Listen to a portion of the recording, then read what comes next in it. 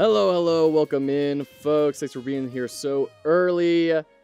We have some Bezos mandated ad messages coming up for our own benefit.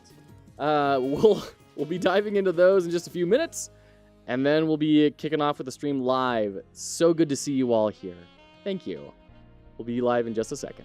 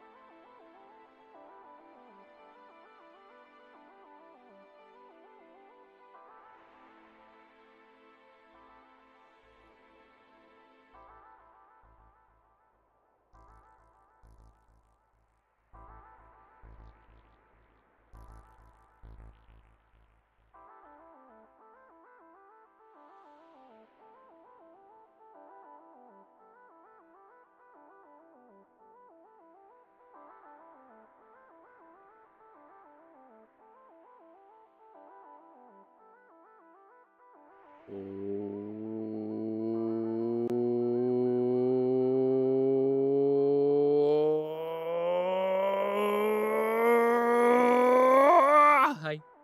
Hello. How are we today? It is so good to see you. Welcome in, everyone. Thank you so much for hanging out here. Oh, Memphis Macaroon. Okay, we'll get to that.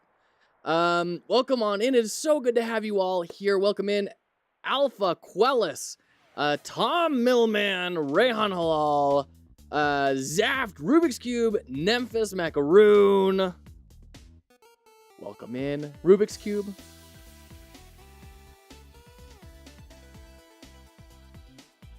I'm gonna need you to put this on for a second and then tell everyone their fortune, please. How are we doing today? Mothman Centaur, hello. Quellis, I don't know why Automob didn't like that. It is a wee babe, yes. This is my son, my bouncing baby boy, who accompanies me for most streams. Oh, man, how are we doing today? I'm having a great time. I'm having a lovely, lovely, jubbly time. Whew. It's a thing. Memphis, shoot me what you're wanting us to critique, and we'll get to that. I have had a lovely day. I've been hanging out in a couple of different streams. I got some pork belly cured and now is smoking in the smoker to make a big batch of bacon. You can buy a pork belly for like $40, and it's huge. Like freaking like it's like I love you this much sort of big, right? And then you cure that with some curing salts, and then you smoke it, and then you have like $500 worth of bacon. It's phenomenal, and it's the best bacon you've ever had. We took registration, and everyone's here. You okay? Just playing Battlefield 2042. Wow, I'm actually kind of surprised that game is still going. I'm not gonna lie. I've heard so many controversial things about Battlefield, and then nothing at all. I was like, oh, geez. Better than candy. You can make candy bacon. In fact, I'm planning on making some bacon burnt ends out of this. I'm really excited about it. If you're unfamiliar with the concept of bacon burnt ends, oh boy, have I got something to show you. Hold on.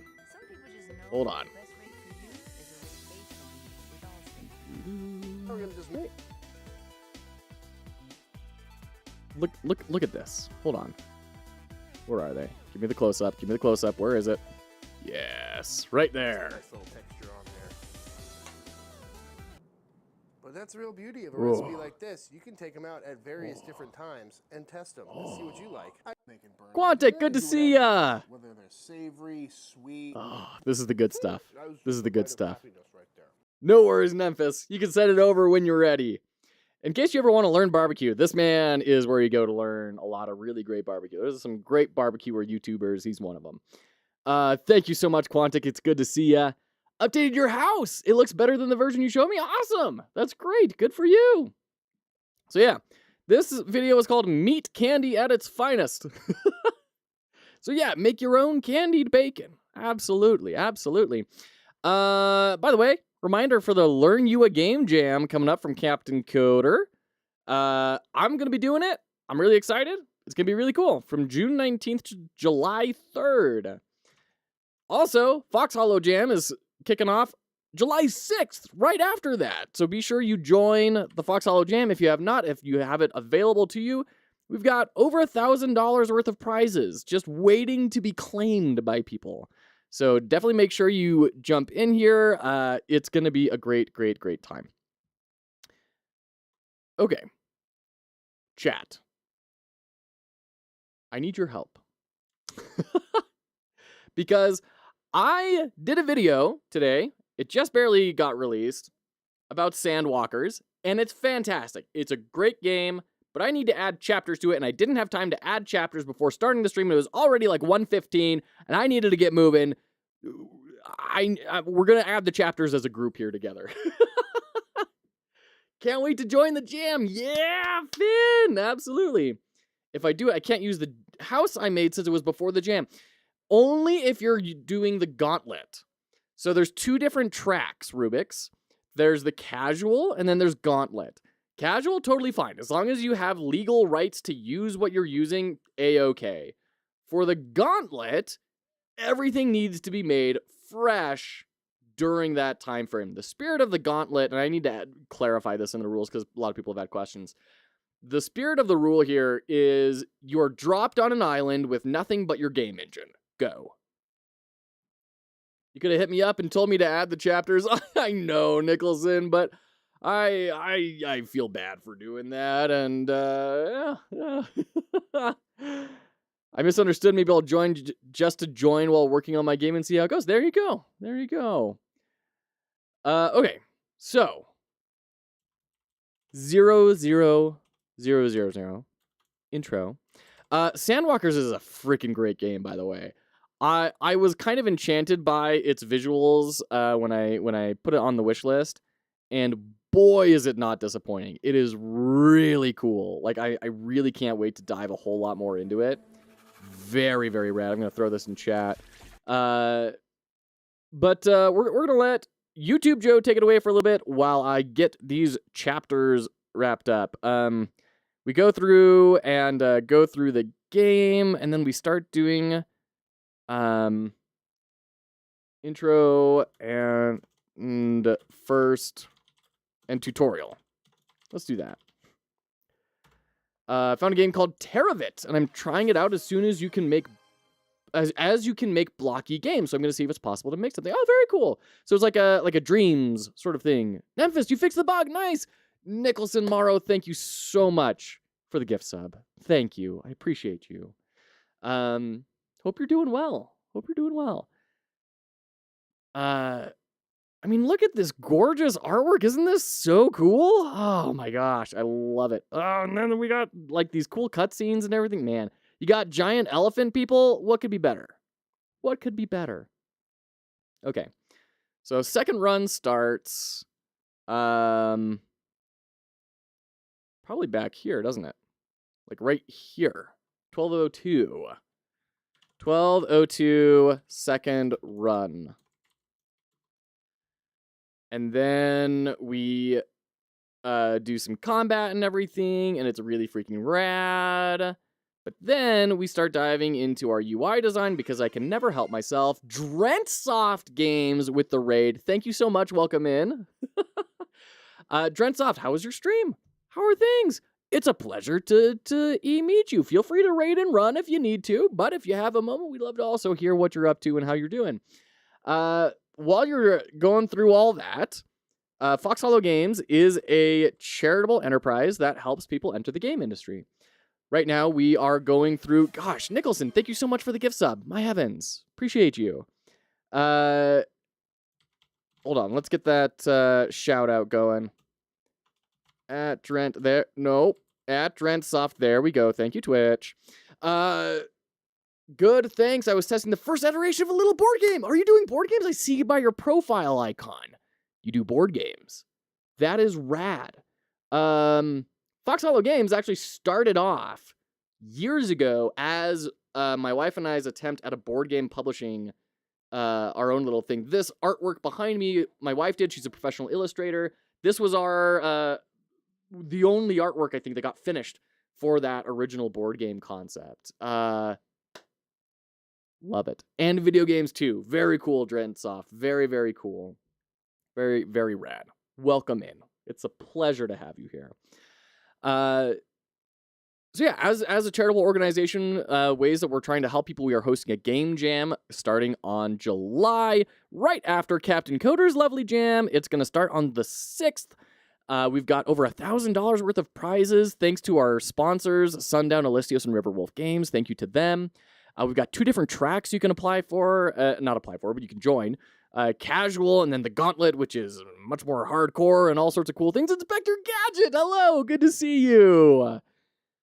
Yeah, it's rad time. We do these streams, obviously, where we do game dev. I am working on a superhero roguelike game, which we'll show off in a little bit. As well, we do analysis as a big part of our stream. So we do critiques and analysis of design and UI design. I have over 10 years of experience as a product designer.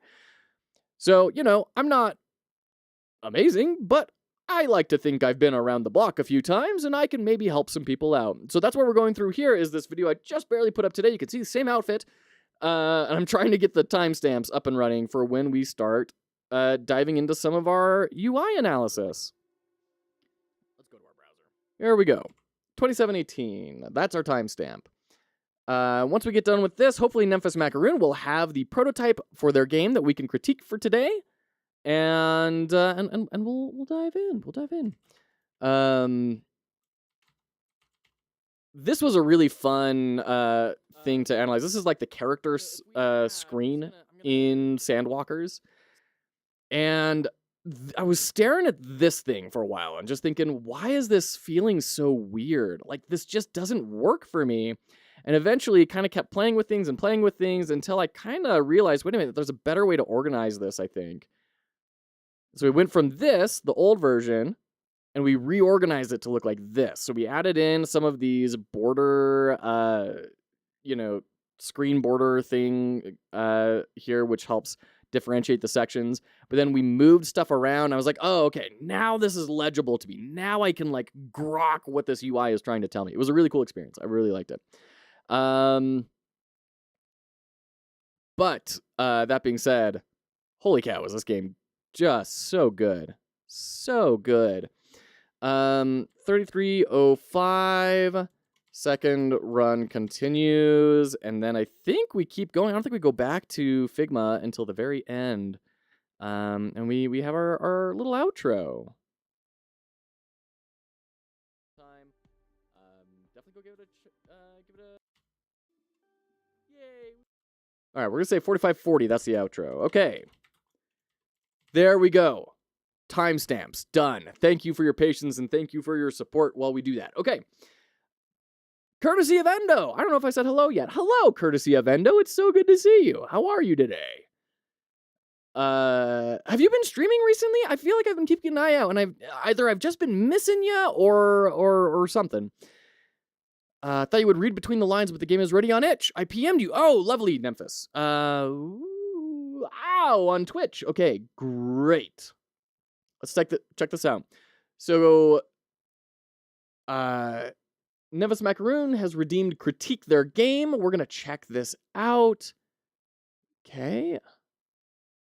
There's the password. Let me put that in. Can't wait for you to critique the heck out of my game's UI. I'm so excited about it, Tom. Oh my gosh, that bridge, it needs to have a good critical eye looked at. I've had a few job interviews, so my schedule hasn't been consistent. Got it. Hey, congrats on getting job interviews, though. That's wonderful, courtesy. Have to run, have a fun stream. I'll be looking at no worries, Drenstuff. You go get some rest. Thank you for hanging out. I've followed you. I can't wait to see what you produce. Thank you for being here, and thank you for the raid. Blue button up. Nice contrast against Offspring's shiny cranium.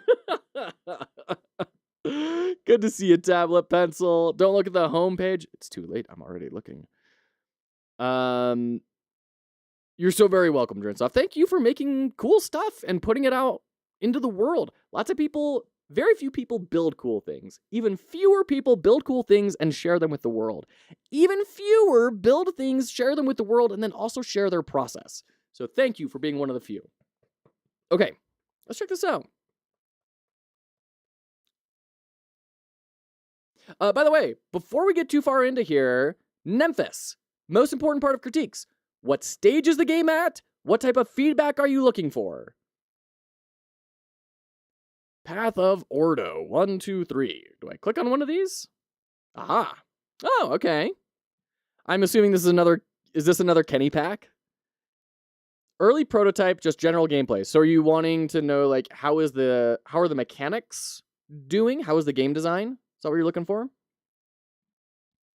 Event list, clear list and play. Okay. You made the tiles and everything?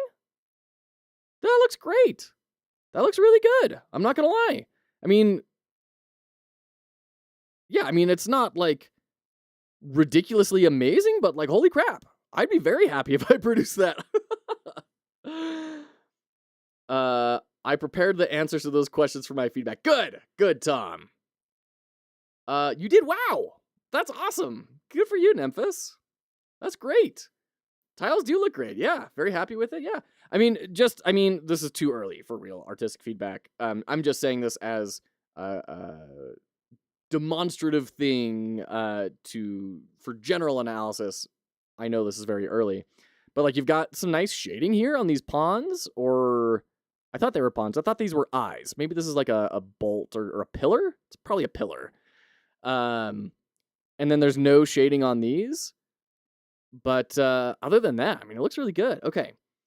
So we've got clear lists in play. I don't know what these do yet. It's weird that I can like click them when they don't do anything. So definitely would recommend disabling things. Once again, it's very early. I get it. We can turn Ordo once to the right. We can move Ordo one step in the direction he is facing, or give opposite effect. Oh, it's the nut. It's the bang. Foolbox. Hello. Welcome in. Welcome in. So good to see you. The point of the game, I'm not going to read that in emphasis. I got to go in blind. Quick question, what's the vector software you use? I use Figma. Figma is my tool that I use for all UI design and stuff. And then if you're going to do like artwork or something, then you probably want to do something like Illustrator. Okay. So we've got the bang. That's fun. Very programmy. So can I do this to go backwards? Oh, are we programming? Is this programmable movement? Play. Nice. Can I hit play? So it's going to reset me. Okay. 1, 2, 3, 4. Play. Hooray! Whoa! Off grid. What? Off grid. Hello. Good to see you. First off, how are you? Thank you so much for those 5 community gift subs. My heavens. Yeah, Twitch is a little weird that way. The streamer bot is a little strange. But my heavens, thank you so much. Thank you, Off-Grid. This sort of support is exactly what is laying the groundwork. This is my full-time position. All day, every day, I am working to try and make this and try and help people out and help them to find a path in what they're passionate about. So this sort of stuff is exactly what lays the groundwork that allows me to keep going, allows me to keep doing things. And I can't tell you how much that means to me, to my family, and hopefully to many, many people down the line. Because not only are we helping people out right now, it's also meaning that this road doesn't get stopped. We get to keep going, and all the people down the line, whether they know it or not, have moments like this to say thank you for. So thank you. That's 2 people sold. That's 2 people I'm sold. Okay, cool. Yeah, Figma's great. Figma's really great for UI. It's a beautiful day. It is a beautiful off-grid. I hope you're doing well. I can't wait to hear Loincam TD and the van life updates. That's not the name of it. Hold on. Off-grid, where are you? Off-grid life, not van life. Off-grid life, of course. Very cool.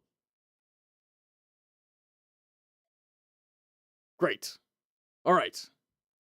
Sup, Jack. Hello, welcome in. We are playing Memphis Macaroons game, and Off-Grid Game Dev and Nicholas and Morrow have just been blasting down with that hype train. My goodness. Thank you to both of you. Hydra, you got a tablet pencil. Okay, Path of Ordo, level 2. So we got this nice little programmable movement. We're going to move 2 steps forward and then rotate. And I kind of want to see what happens if I try and walk into one of these pillars.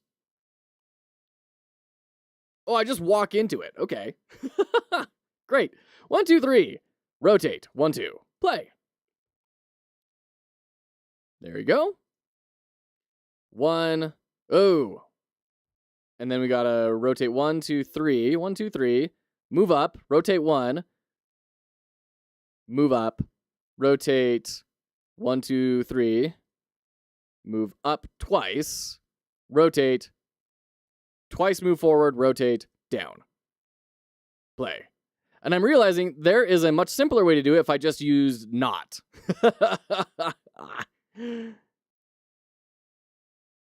Oh, I was so close. I was so close. Hold on. add in another forward and move it up. There we go. Play. That should work it. So we could have condensed this a lot by using the not command. I like that we're getting the check marks like as we go through. That's helpful, especially I would imagine once this gets more and more complex that you'll be able to kind of deal with things. Okay, there we go. That's Path of Ordo. So let's talk about this Nemphis. Offspring seems oddly calm. What potion did you feed it? It's a mild concoction of milkweed and basilisk tears.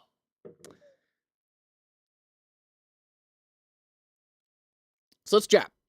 Let's throw the music back on. Let's get OC Remix going. And let's chat. Whoa. That is just right intense. Right into the action. Good evening, Daniel Pancake. It's so good to see you. How are you? Deadlines are boring, too much stress, but at least you have balls. Daniel Pancake, thank you so much. Appreciate you. Going to add 4 loops as well, so several actions in a row takes less space. Okay. So, Nemphis. What you have here is a pretty, I'm going to say this completely respectfully. What you have here is a very standard programmable movement sort of interface. I'm not seeing anything here that is different, but maybe I'm just not seeing it. I didn't notice any fail conditions. I didn't notice any like resource scarcity on these. So I don't know if it's like a puzzle game or if it's an action-y sort of game. That's where I'm left a little bit confused. If it's a puzzle game, then I think we got to hit constraints really hard. I think we need to start, maybe limiting how many actions you can do or limiting how many events can be in here or limiting the spaces you can move on to that you have to really work out a clever solution. If it's more of an action-y sort of experience, like let me show you one of the things I'm thinking about.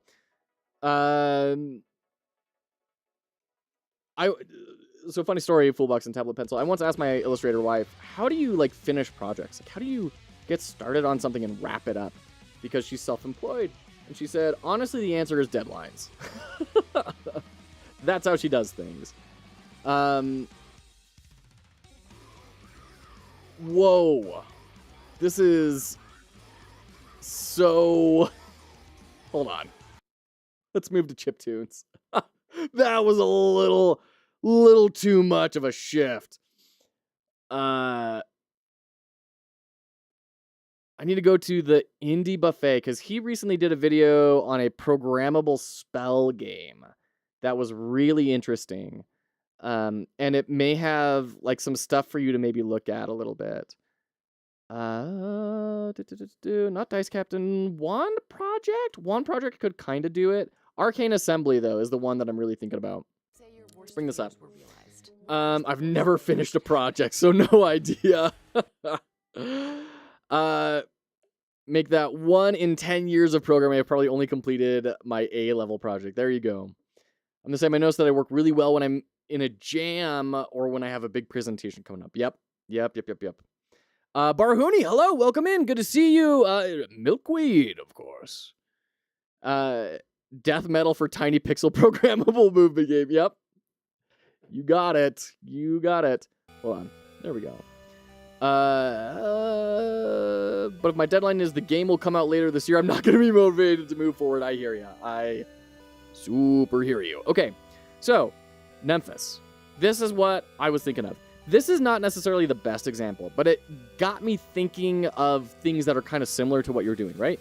So this guy is actually building his spell, right? That's why events are good. Yeah, I was actually thinking the same thing. I was like, oh, I bet that's why he's applying to so many events. He's building his spell. There's documentation about what each of these things actually does, and he's WYSIWYGing a spell. Once that's done, he kind of plays around with it for a long time. Okay, he's building another one, and then you can see the effect of it in the game. Right? So all of those little purple balls are coming out because that is how he built that spell. So that's kind of what I'm saying is like, is this an action-y thing? Is it a puzzle game? I don't know what the identity of this game is yet. It's going to be a puzzle game where you get 1, 2, 3 stars depending on how many actions you've used. Okay, so using 4 loops and negate to optimize the path. Got it, Nemphis. Okay, so then my biggest thing that I'd be looking at is what are the creative restraints that make this interesting? Does that make him a whizzy wizard? Amazing. Constraints are going to be your best friend in this, Nemphis. I like the scoring system. That's good. You need more than the scoring system. We could look at Chill Seekers, which was a really, really cool puzzle game that we streamed over the course of 2 days, doing some playtesting. This is a very simple layout, but it is a dastardly puzzle. Cube Miser, hello, good to see ya. Wizard wig. No, that's what wizards wear when they start to go bald. Wizard wigs. So these are tremendously simple looking things, but they're dastardly puzzles. So I would definitely recommend taking a look at this and seeing how do these different tile-based games create interesting puzzles. Because programmable movement has kind of been done a lot. Now, as far as an independent project of like, hey, I think this is interesting and I want to learn and I want to build it, that's totally fine. That's great. But if you want to make it a commercial game, this is the direction I would start thinking. Find a bunch of good tile-based puzzle games and explore what are the things that they do to make that tile-based puzzle unique and interesting, and then take things I like from them and figure out what can I do that would play nicely with programmable movement. And then I think you'll have something really neat. Because there's a big market for programmable movement, right? Programmable spells. There was this one, which is a wand project. This is a programmable spell. So you slot in your different things and they move into each other and they all have like these different effects. And like, it's crazy. It's crazy. So there's definitely a market for it. Definitely a market for it. But I think if you're doing puzzles, you got to bring the puzzles into it. And that's restrictions, restricting the player. Okay. Hey, Yura! Good to see you. How are you? Did I clean the yogurt? No, but the dogs did. Robo Rally is a good board game. Yes, to look at ideas for that. Absolutely. Oh, man. Cube Miser, I knew we were friends. Robo Rally, absolutely. And if you want to be a real OG, you go to the old box. There you go. That's the original. But Robo Rally is another great tile-based puzzler. Absolutely. With programmable movement, you can also look at, if we're looking at board games, which are a really great place to look at, there's a League of Legends board game, which had programmable movement. Shoot, what was it called? Mechs versus Minions. Yes, Mechs versus Minions. Right here.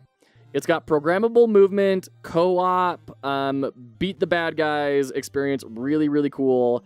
Out of print. I desperately want a copy. Maybe someday I'll get my hands on it. Yeah. Like Noida. Yes, Noida is another one that kind of took that concept and applied it. Really nice example of restrictions in programmable games would be Sublec on Steam as well, an ASM-type language where you only have one keyword. Really fun to play around with and teaches you low-level problem solving. Very interesting tablet. Spell-building program is such an amazing idea. Isn't it so cool? Oh, we're in ads. Darn it. We'll be right back. Be right back. Not Sublec, it's Sick One. Okay, got it. Got it. Okay, we'll be right back. Don't go anywhere. We'll be right there.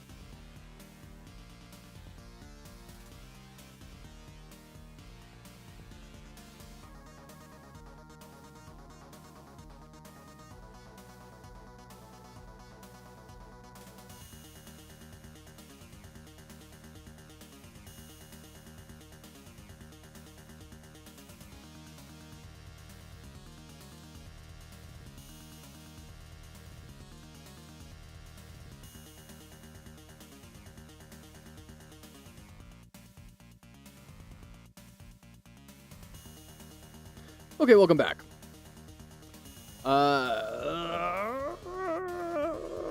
Definitely, I agree. I've only gotten 2 days into development, so I've still got lots left to do. Sure, absolutely, Memphis. Absolutely. And that's actually the best time, by the way, Memphis, this is the best time to be testing. This is something that I have been a bad example on, is I should be testing Overload way more than I am. So this is the best time to be testing. Absolutely. Not going to be commercial, only free on it. Sure, yeah, and there's definitely something to be said for I want to make something to learn from it. That's totally fine. Cubemizer, yeah, they made Mech vs. Minis. Yeah. So cool. Incredibly high production values, which you'd kind of expect from Riot. Really cool stuff. I'm really sad they didn't end up doing more, because it was a really good game. And like all of the minis came pre-painted or with that wash on the bad guys. Like, it was just really cool. Really cool experience. Yeah. Aye, Captain. Rubik's Cube. I'm not sure if I want to add spells to my game, although I want to. I probably would leave it for specifically puzzle needs versus damage, but maybe I could use it for damage. I don't know. Rubik's. Figure out what the core experience is.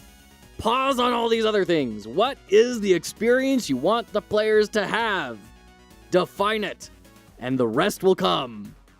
It's going to be a small game, jam-sized game as well. Sure, absolutely great. Polygon, 100 bits. Thank you so much. It's so good to see you. Welcome in. How are you doing? How are the construction tools? Wait, hold on. Do I have the right person there? I think I do, right? Yeah, no, I do. Yeah, how are the tools?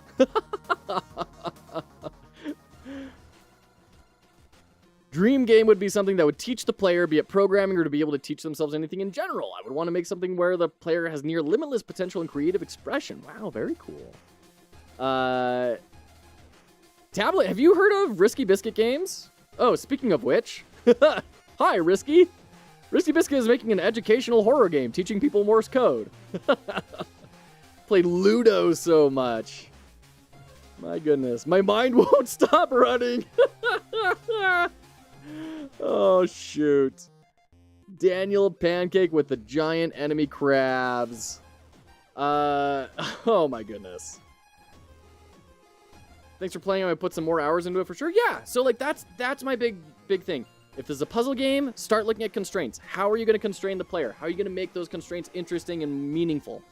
And they don't have to be a ton. Like Chill Seekers is a really good example. There's only 3 elements to that game. There's penguins, there's seals, there's ice, and there's snow, and that is it.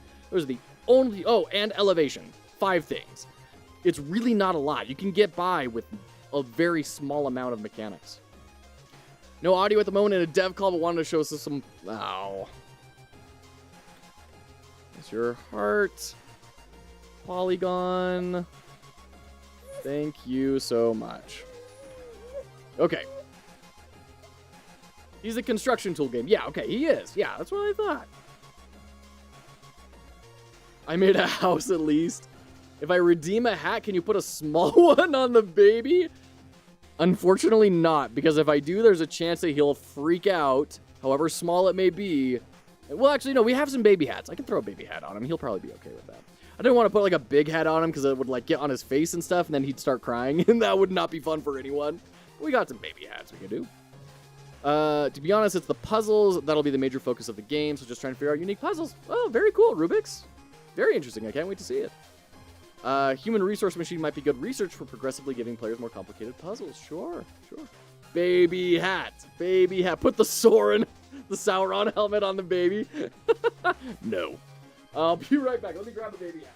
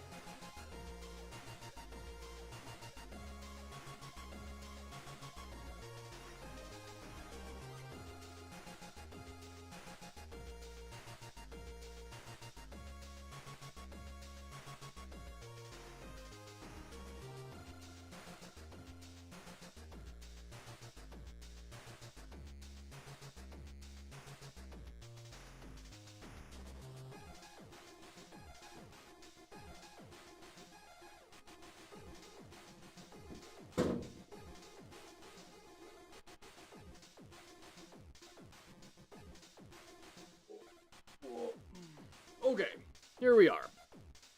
Baby hat. There we go. Daddy hat.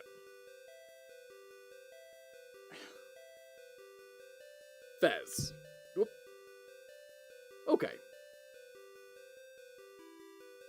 Whew.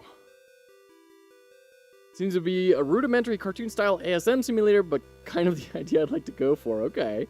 My brother's feedback was I could have moving tiles, so you need to match the amount of actions to cross that tile. That would be interesting. My only concern when I hear that, Memphis, is if you start doing programmable movement with time-based puzzles, it gets really tricky because it's really hard to time, like, an event 15 steps down the line and have that, like, line up with the platform. So just make sure that there's no chronological problems, that the chronicity lines up and everything. My brother, okay, it gets fairly in-depth with looping, sorting, and multiple data types. Oh, very cool. Oh my goodness, look at that. Core gameplay experience first, there you go. It's almost like a Santa hat. There you go, there you go. My goodness. I want mine to be as accessible as Undertale in a way. Ooh. Which I still have not played. Still have not played. Fezzes are cool. Fezzes are very cool. So are bow ties. We may add in an incentive here of if we get to 50 people to join, maybe we'll do a full playthrough. Full playthrough of Undertale on the stream. That'd be fun. Okay. Well, lovely. That was a great way to start the stream off. Thank you, Memphis Macaroon, for letting us take a look at your project. Is there anything else that you wanted us to talk about or look at or discuss that we didn't get to today?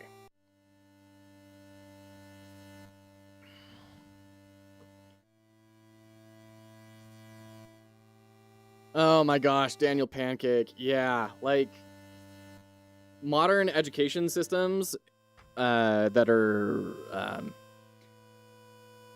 these institutionalized obelisks of teaching methods and everything. It's brutal. We have our creativity just ripped away from us at an early age. David Kelly has some really cool thoughts to say about that. He's the guy who founded IDEO, who is one of the huge design think tanks in California. David Kelly's a wild guy. He's exactly the sort of person you would expect to create an organization where people come and bring their bikes to work and then haul them up on chains over their cubicles. David Kelly, IDEO. Like, look at this man. That is exactly your crazy uncle tinkering away in the garage where, like, an explosion comes out right before you come and say hi, and he comes out, soot all over his face. Oh, hi, Steve! Oh, my goodness. You're good. Okay, glad to hear it. I hope that was of value to you. I hope that was helpful in some way. I'm already planning buttons that you must walk on to deactivate spikes or opening bridges or opening... Okay, very cool. Very cool. Fox, have you ever heard about Ren'Py? Oh, that sounds familiar. Yeah, the visual novel engine. Yeah. I have heard about Ren'Py.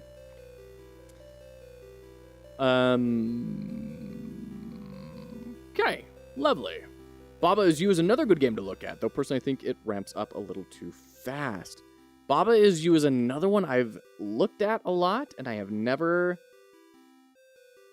opened it up. Do I even own it? No, I don't think I own it. Unless it's on some other... It was given away on some other platform or something, right? Puzzle game where the rules you have to follow are present as blocks you can interact with. Oh, interesting. By manipulating them, you can change how the game works, repurpose things you find in the levels, and cause surprising interactions. Very cool. That's sick. I like that idea. It's like Flux. Flux the puzzle video game. That's kind of fun. That's a neat idea. Having a hard time understanding state machines. Like, the basics are okay, but if you have stairs, swimming, wall grab, wall jump, it gets complicated. Yeah, I really struggled with state machines. To be honest, I'm still trying to wrap my head around a lot of object-oriented programming and the really heavy mind shift you have to make. you know, especially in games. It makes a little bit more sense for me, like in app development, I think. But in games where we're kind of mimicking real-world things, it's been difficult for me to wrap my head around, like, because in language terms, we say, I hit you. But that's not how object-oriented programming views it. They say, I swing my fist with these degrees. Now on the receiving end, I take damage equal to the values of the fist. And it's just this really bizarre way to communicate. It's very anti-human. So it's hard for me to kind of get into it. Yeah, bring out the Oops Squad. So I'm with you, Yura. I worked really hard on building state machines for Rescue in GameMaker when we were building that game. And I can see the value in it. I also am with you of just like, I clearly did not understand this well enough to do it easily. You're not alone. Yeah, I know, Zaft. I know. I feel like Jack's ears are pricked. Oh, is someone going to bring up functional programming? 2D Fighter, hello! How are you today over on YouTube? It's so good to see you. How are you, buddy? Okay. Hey, little guy. Why are we futzing around? Alright. Functional. Okay. Love my GameMaker state. Yeah, dude, if you want to see a cool state machine, go ask 2D Fighter for a demo. Because he's built a fighting game template in GameMaker, and it was impressive to me when he showed it to me when I had only had 3 months of game dev experience. It's equally impressive, in fact, if not more so, now that I have double the amount of experience that I used to have. Like, it is wild what he has built.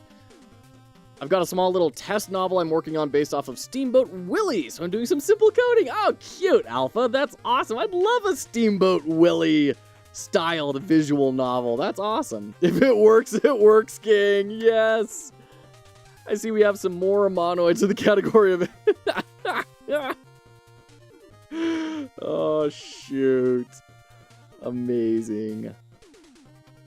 I'm sure this is not the reference, but it does make me, that language makes me think of,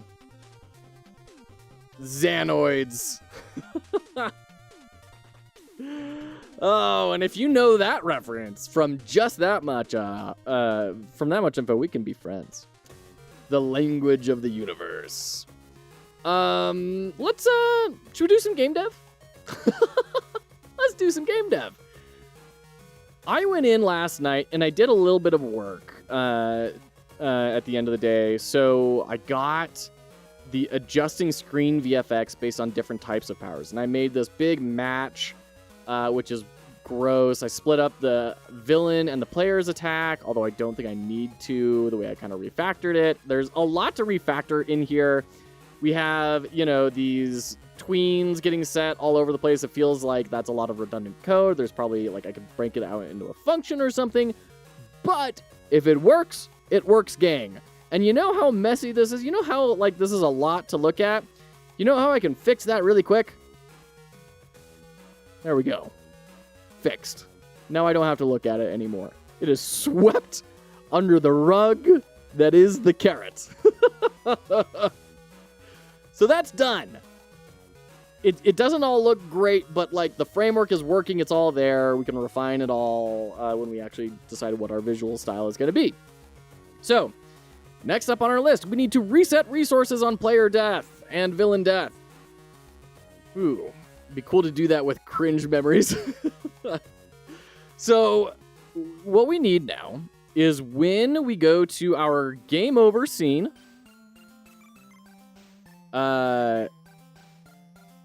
I guess no, let's do the game over scene. In our game over scene, on ready, we need to call some function to reset the player data. Meanwhile, the compiler's seeing this. It's fine. It's fine. The compiler doesn't have feelings. They're not a real person. It's okay. They may try and convince you late at night when you're asleep, but they're not real. You just don't listen to them, you know? You just don't listen to them. Okay, what I'm hoping to get done today. Reset player resource on loss/win. And move to downtime on win. And then start designing downtime, which I'm really excited about.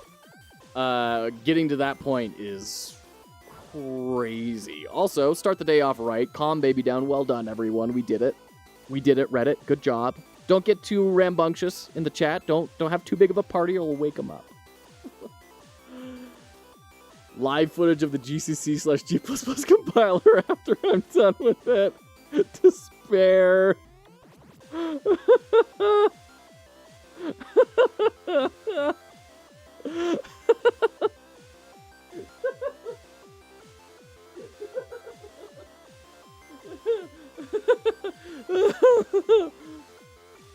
It's funny.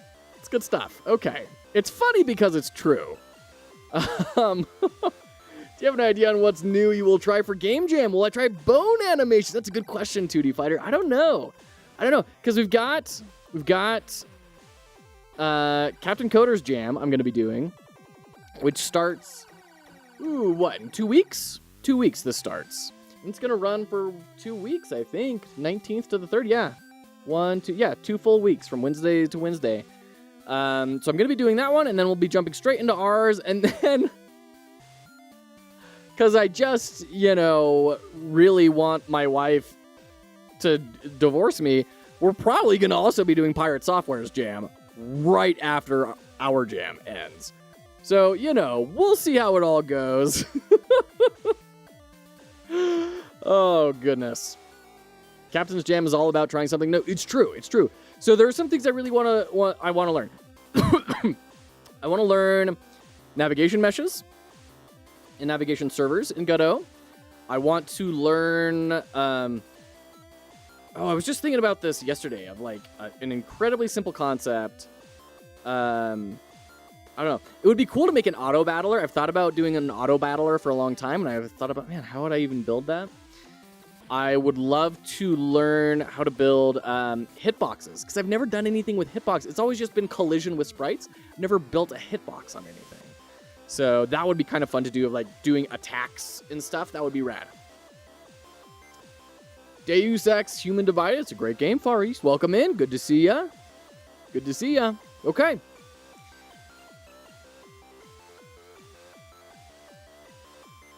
So what do I need to do here? I need to call that function to reset the player resource, and we need to have that in the game. I think we'll probably put it in the actor data resource, actually. So we'll just make a new function here. And I learned the other day on Captain Coder's stream the difference between a method and a function. It was very interesting, and I looked up the etymology of methods as well. Now that I've scared all the children away, we could talk about that. Method versus function. I learned that a method is a function that has data associated with it. So it's associated with some sort of object or class, right? And then a function can just be code that runs and receives data but does not necessarily have anything attached to it. A method is a dirty function. Yes, Zapped. Yes. It is a function that has hitched up with something else. It's like the little parasite pufferfish on the big pufferfish, that's a method. And then I looked at the etymology of methods. How did we get this word? Where did it come from? And the internet gave me a resounding, So it was just a meme. It was just a cultural meme. It is a culturally pervasive idea that got solidified in the minds of programmers And that's kind of it. Like, people think maybe it came from Saml or something, but like, ugh. No one mentions procedure. There you go, Daniel Pancake. Yep. I started learning about procedures while I was learning about methods and functions. Okay, reset player. So we're just going to redo all this. We're just going to delete all this. Oops.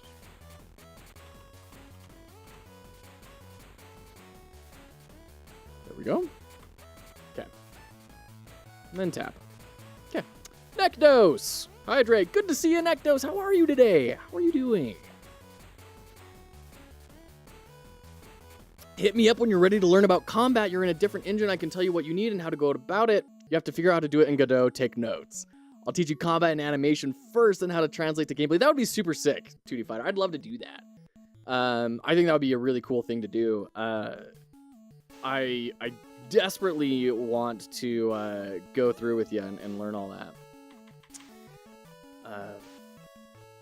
Although to like do it in a game jam context, what I might do is just grab an asset of a swing, or do very like I don't know that I want to do like animation and combat, you know, at the same time. That seems like a lot to bite, but I don't know. We'll see. We'll see. I'll keep you up to date. I mean, regardless of whether it happens in one of these jams or not, I'd still love to do that with you. That'd be awesome.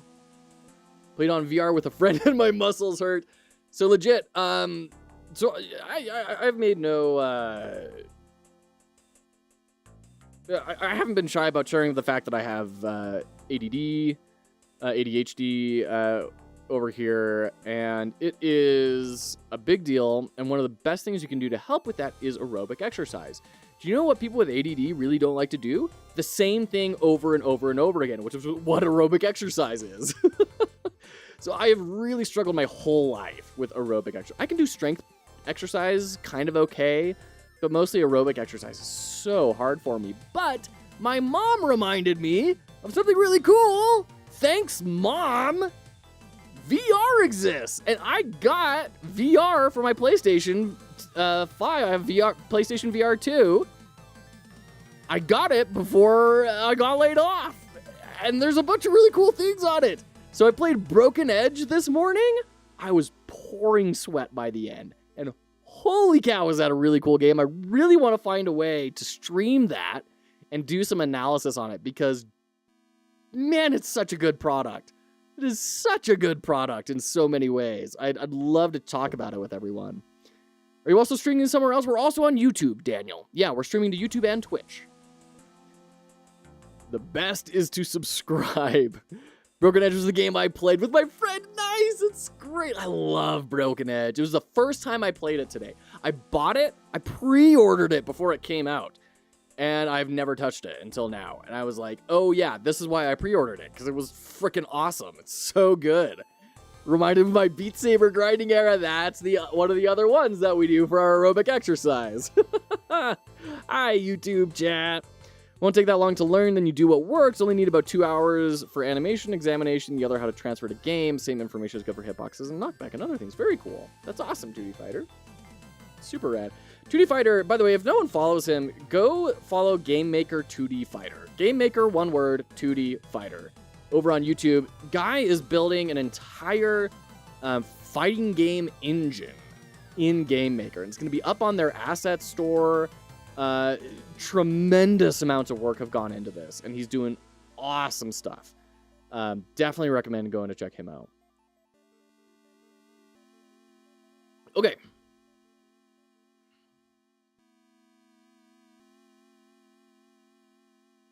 All right.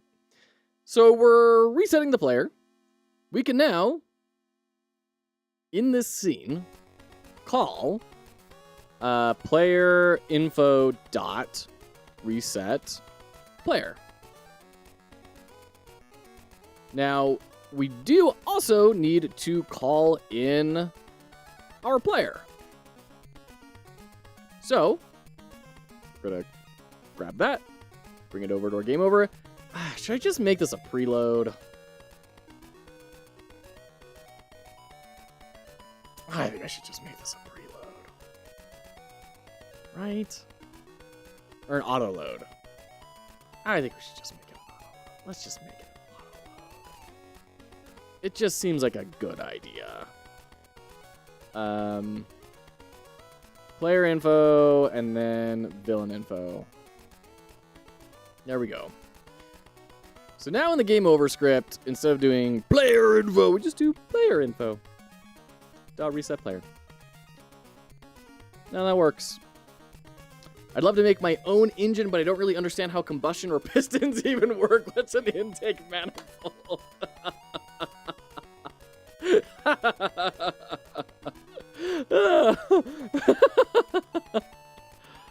Yes. By the way, Tablet Pencil is another wonderful streamer. Definitely go follow him and doing really cool stuff. My gosh. Okay. Although you've been taking a bit of a break recently while school is wrapping up, right? Okay, man, you got me. I was like, I'd love to make my own engine, but I don't really understand. Oh, we've got some people in our community who do that, and I'm sure they'd love to talk. Oh, wait a minute. Hold on. No, we're joking. All right. So let's see if this is going to work. And the way that I can know that it works is if we can die and then start again. We're just going to end turn, end a bunch of turns, end a bunch of turns. Ah, player info.reset player.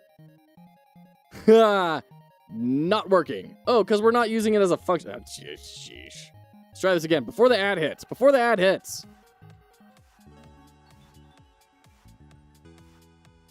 Oh, shoot. And there's that weird bug again where it crashes. For some reason, it's not updating things the way it needs to. Come on. Before the ads hit. Enemy damage. I just need one damage roll. That's all I need. Oh, and it didn't work. Shoot. Or maybe it did work and I just don't know the right key that I set up.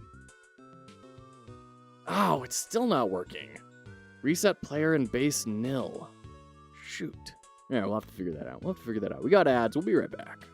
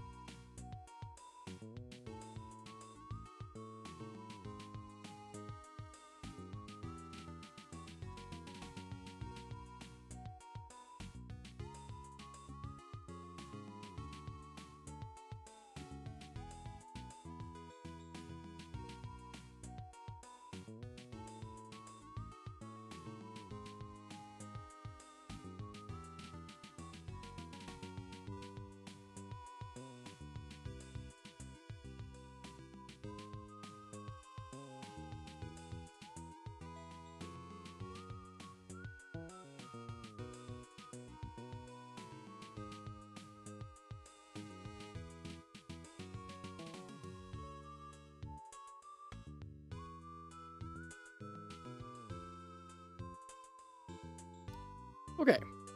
Welcome back. I was on a week-long hiatus, but now my native language exam is over, so you're back on full throttle. Lovely! Tablet Pencil. Awesome. Very happy to hear that. So is Regana back on the table then? Is meat back on the menu? Are you working on Regana again? Hey, Make It So Games! Good to see you. 37 concurrent figures prior to you. I know. I don't know what you're all doing over here, you bunch of weirdos. Saying the viewer count curses it to fall. No, it has fallen. It's down to 35 now. In base, nil probably means the reference doesn't exist. Probably some nodes have changed. Yeah, so this is my question. Close, I speak little. So this is my question. Does the node for the player have to exist in the scene in order for it to get reset? Which we can check. We can check by just adding it in here and seeing if that fixes it. I don't want it to fix it. I would love for that to not be the solution. But alas, it may in fact be what we need. Where is my player damage up, player health up, villain health down, turn end? Oh, we don't have a debug for this to have the villain just one-shot me. Interesting. Seems like I should.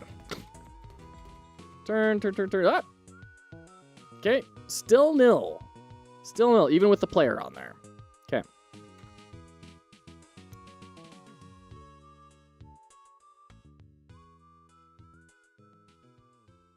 Well, now, hold on. Oh, that's right. Freaking... This version of Godot has some weird hotkey bugs. Regana is in dev, but having a tough time continuing because I'm hitting a good few roadblocks, both code and creative-wise. Sure, I hear you. Might make smaller games to compensate and to learn in a smaller environment. Well, Tablet Pencil, have I got the concept for you? Foxhollow Jam is starting on July 6th. It's a great opportunity to make a smaller game, to compensate for things, and to learn in a smaller environment. And you may even earn cash money for it. No, I hear you, man. You make a great car salesman.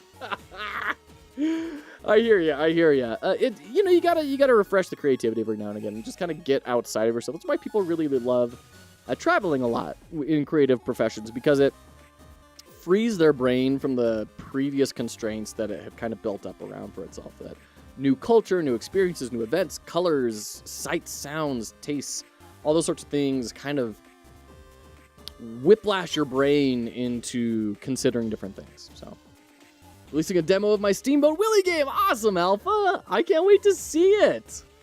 Slaps Game Jam. This bad boy can fit so many indie devs in it. Oh, shoot.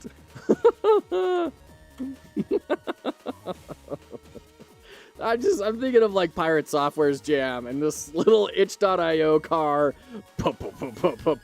breaking down, coast to a halt, door opens, and then 2,000 sweaty devs pouring out of it.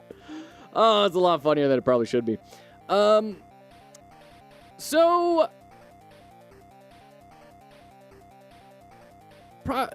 player info. What's going on there? Like, we should just be able to reference it now, right? And that's what we're doing. We're loading it in these other areas, and now it is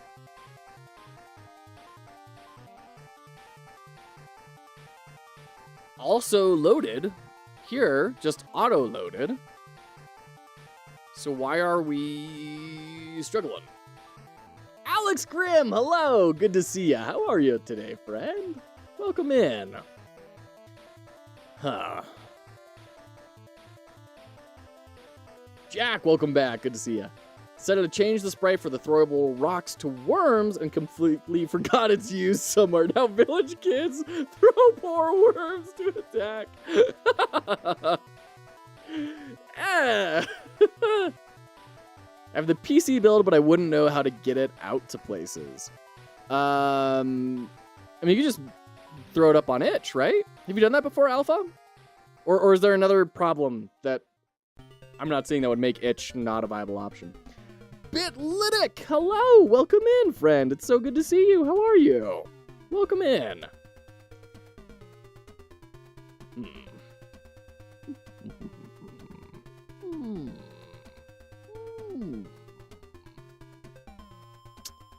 So why is that not being found?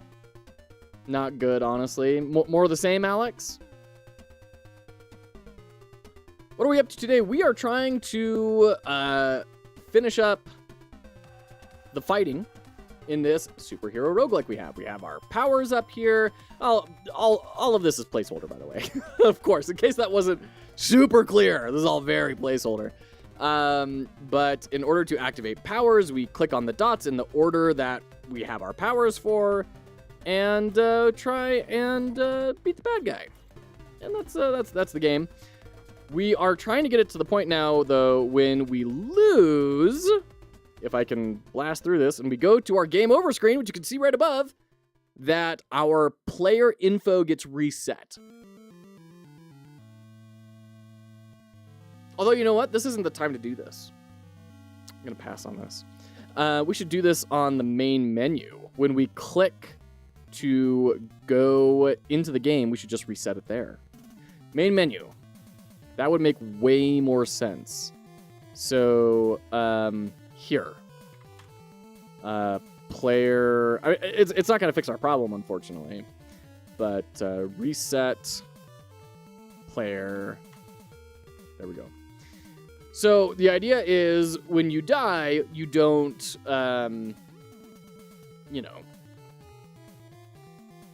you don't start the next game with 0 hit points and instantly die again, right? That's the idea that we're trying to fix.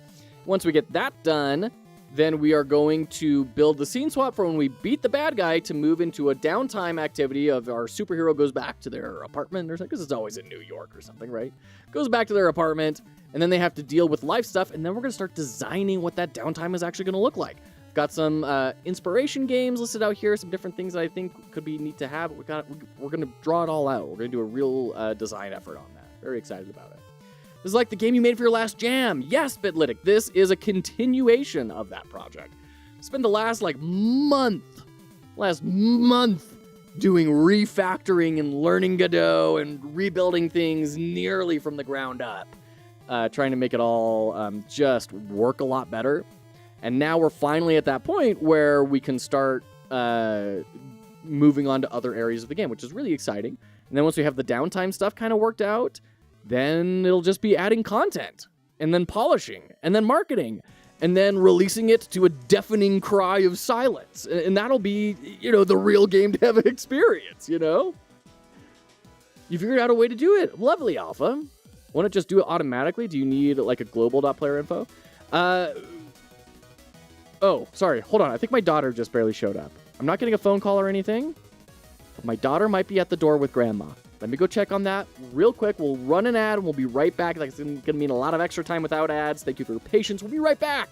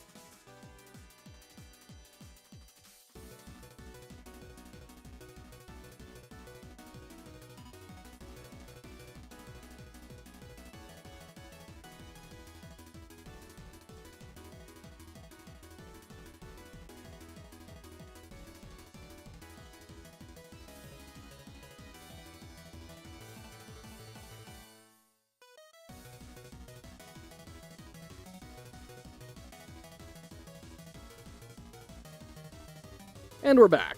It was my daughter. Thank you for being patient. We now have a full 47 minutes without ads. Hooray. Well done, team. We did it. Won't it just do it automatically? No, it does not do it automatically, unfortunately. You submitted the jam like 54 days ago. Yeah, I did, but then we spent like a lot of time not really working on this. We were kind of trying to decide what to do and doing all sorts of other stuff. So all I have to do now is create an itch.io account and publish it. Yeah, absolutely. That's great, Alpha. Yeah, for sure. Link it in chat. Thanks, Jack. We definitely want to see it. Okay. Do you need a global.playerinfo? That's what I thought we were doing with this. That we've got it auto-loaded. So we should be able to just call it, right? Don't really know what's going on. Why is that not being found? It's not much as it's like a demo build, but more will be. Yeah, that's great. That's the heart and soul of game dev right there. Aren't you loading in global? Yeah, we're doing it in an auto load. So as soon as the game loads, that should be present, right? Non-existent function reset player in base nil. So it's saying like, I mean, the function is right here. It's saying base nil, which means it's probably not finding the resource for whatever reason. Which is weird. It's very weird. Player. Is there a way I can, like, just verify that this does have the function? But no, because it would say in base act or player info if it was finding the right thing, right? So why can't that find it? I meant the global script. There is a has method call. Oh, okay. There we go. A dot has method my method. Yeah, that makes sense. That's great. That's good to know. Jack, I'm not sure I follow. What do you mean the global script? Like we've got our auto loads here, right? So we've got our resource set up, which should have the functions inside of it, right? It should have those methods. But it's not the having method issue. It's the fact that the whole reference doesn't exist. Exactly. In the script called global. I don't even know what we have in here anymore. I'm not going to lie. Okay, so we've got a whole bunch of stuff for states and everything. For all of our powers and all that sort of stuff, which we should probably move over to like the player resource, to be honest. We don't need that anymore. That's gone, and we can nuke all that. Oh, and then we do our audio pitching there. Yeah. Okay, so I mean, there's not like a lot in here. Thorns count, yeah, jeez, that's all old stuff. Don't need that anymore. Okay. Do you have like load player info somewhere in your code? Yeah, we are manually loading it in a couple of different places. So we're like loading it in here, and then we're also loading it in our actor parent, but that shouldn't cause it to not be found, right? It's almost midnight tomorrow, having another exam. Jeez, Tablet, go to bed. Nothing too hard. Have a nice rest of your stream, man. Take care. Thank you so much for being here, Tablet Pencil. It was wonderful having you. Thank you for contributing and just being yourself. Absolutely lovely. Hope the exam goes very, very well. You think that's the problem? You think that's really going to cause an issue? What happens if we delete that?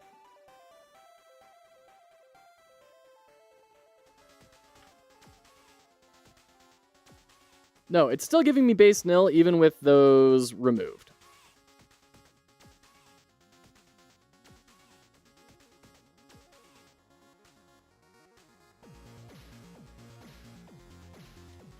You meant in the other Quoi? I don't follow. Close other tabs. You're trying to call a function on a file rather than a resource thing. So is this not talking to the resource then? this is just loading. This is just like calling the file path. It's not actually going into the resource.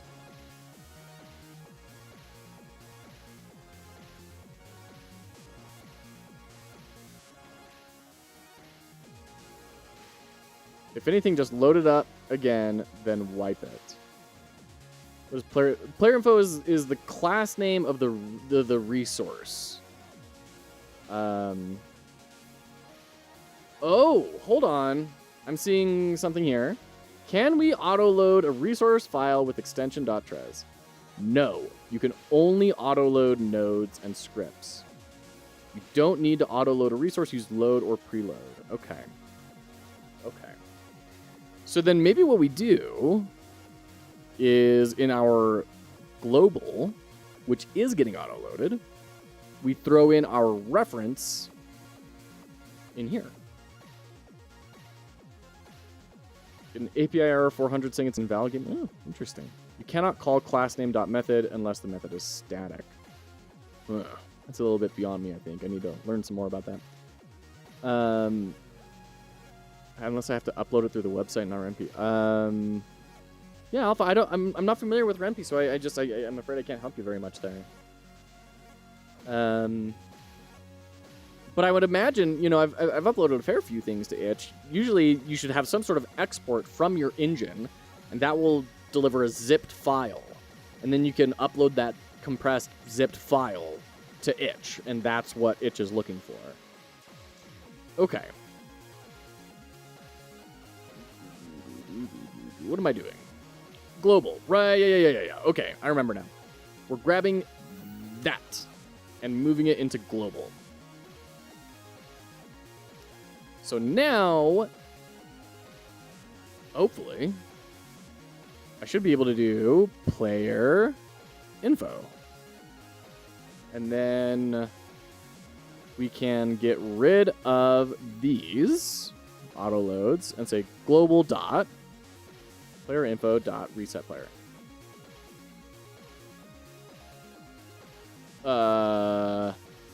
Player info not declared in the current scope. Okay, well, I mean, it got us past our problem. Yeah, okay, we created some more problems, but we got past the old problem. Have you ever used itch butler for uploading? Interesting, I've never heard of that. Huh. Okay.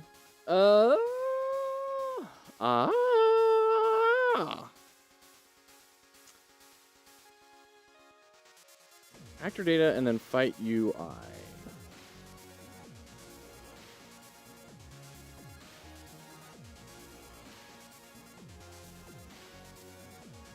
It's not actor data and fight UI. It's actor parent. Yeah, there we go. So we shouldn't need that anymore because we're auto-loading it into global. Oh, right. Because, because I'm a giant dummy. That's why. Okay. So we're going to need to find everywhere we do player info dot and replace it with global dot player info dot. Replace.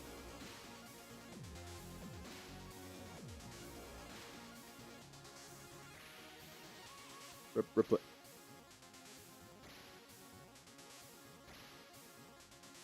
Oh, wait. There we go. I was doing the folder. Replace. There we go.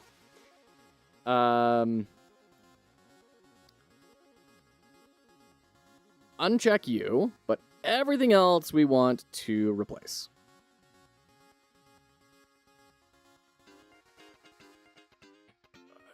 Discard local changes and what? Fight UI? What are you talking about? Why is Fight UI being a problem? Oh, because the game's running. Duh.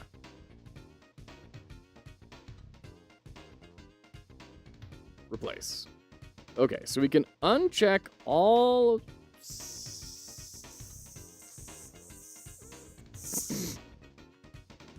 Okay.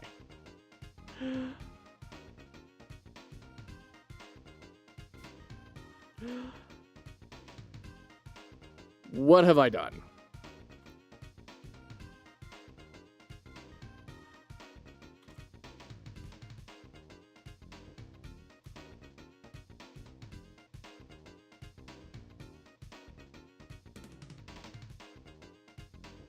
What have I done? What did I do? What did I do? Okay. This is actually going fine. I just need to correct the casing on this. There we go. Replace all. Oh. Keep local changes and overwrite. What is happening?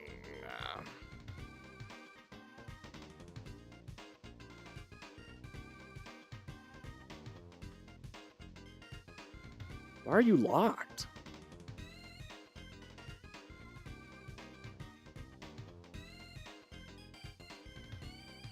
Weird. Okay, that was super bonkers.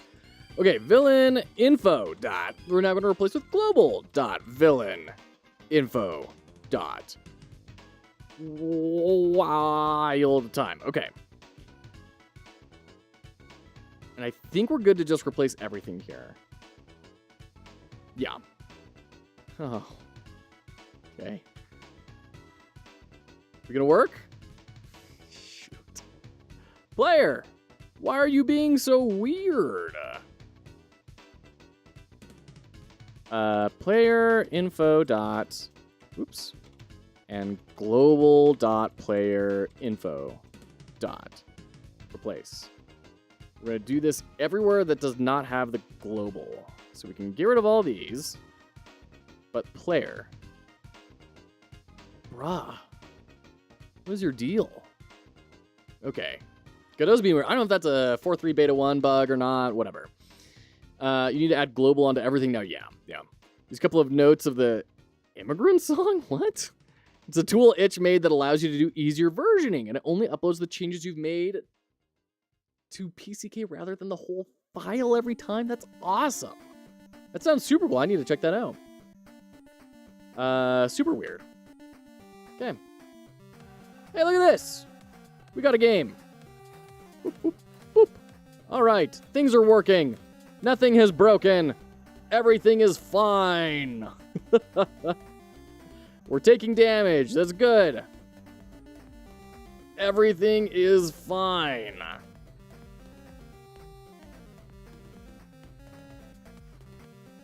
Rip, main menu, play, and it's reset! We did it, Reddit!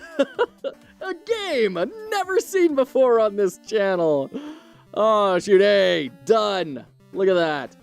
Now we just got to get the scene swap, which I don't think is going to be all that hard. I mean, I thought that about the other one, too, but... damage, do our debug, you're dead. And that's the problem. We're not moving on when we should. So when are we actually checking this? I mean, we should be checking it at the scene level, right? Villain defeated. Right here. Villain defeated. Okay, so maybe the villain should be signaling, and it's not. Is that our problem? Villain. You. Villain defeated. Okay, are we hitting that line?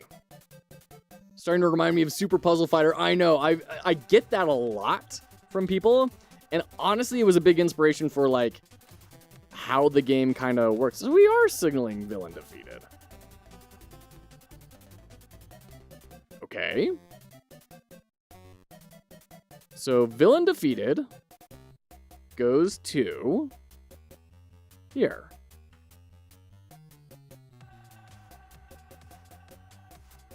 Red, red, blue. We are hitting this. Wait. Hold on. What? Wait a minute. Let's get rid of that breakpoint. Move it down here to the get tree. Are we actually doing that? Red, red, blue. No. What? Oh, but now we're doing it. Oh, because we're waiting the 2 seconds. Right. Are we erroring? Ah, we're erroring. It can't find the... Okay, great. This is a great problem to have. This is a very good problem to have. Lovely. So, instead of the game end scene, we are going to move to downtime. And then we are going to make a new scene, which I have not done in a long time on this project. This is a tremendously exciting moment for me. Okay, it's going to be our downtime scene. And this is all that it needs to be for now. Yeah, we can just have it in the root. Okay. This is all that we need. Damage. Boop, boop, boop. Okay.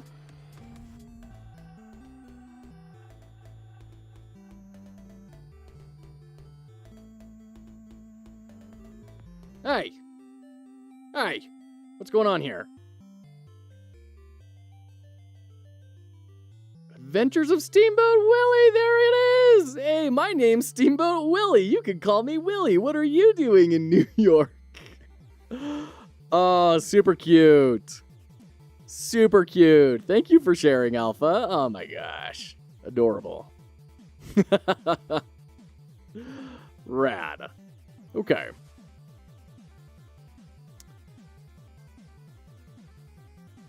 For some reason, that didn't happen. Can't open file.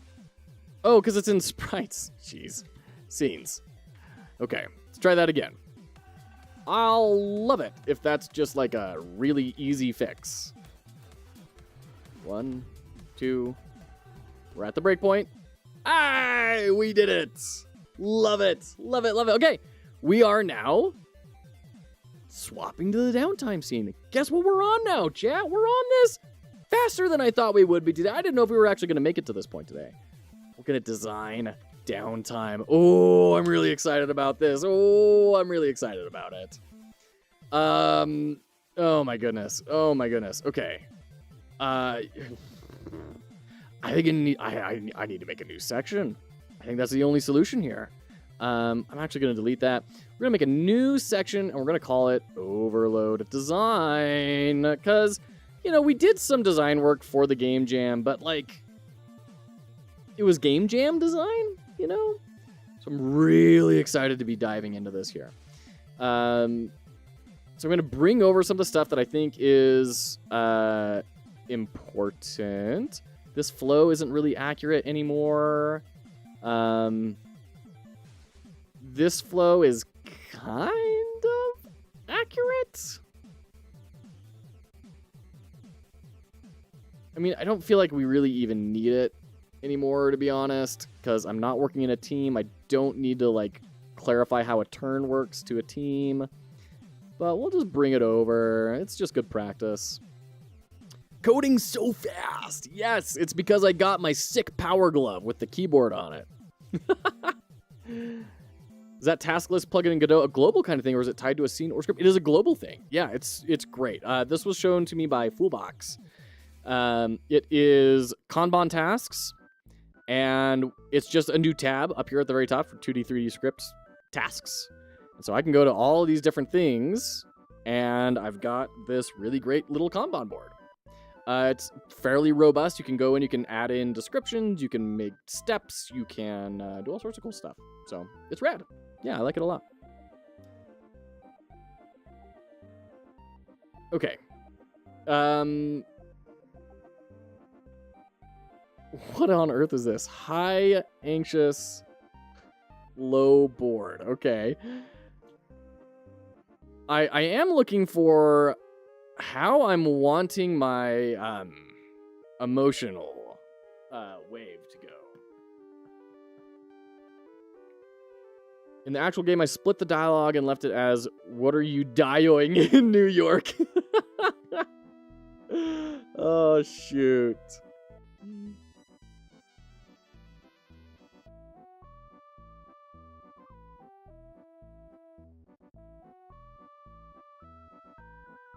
hold on. I gotta get back to Twitch here.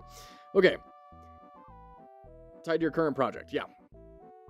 My spelling was so on my side on that day. That's the thing. If you're making a visual novel, you gotta get an editor, right? There's no two ways around it because you are gonna miss the typos that are so obvious. You will miss them. And that is the gameplay. Oh, by the way, hey, we can check off tasks. We got reset player resource. We moved to downtime on win, and we are starting designing downtime. Let's get those check marks in the chat. All right. Okay.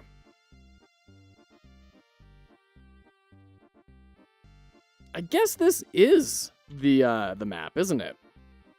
I thought I had something else, but guess not.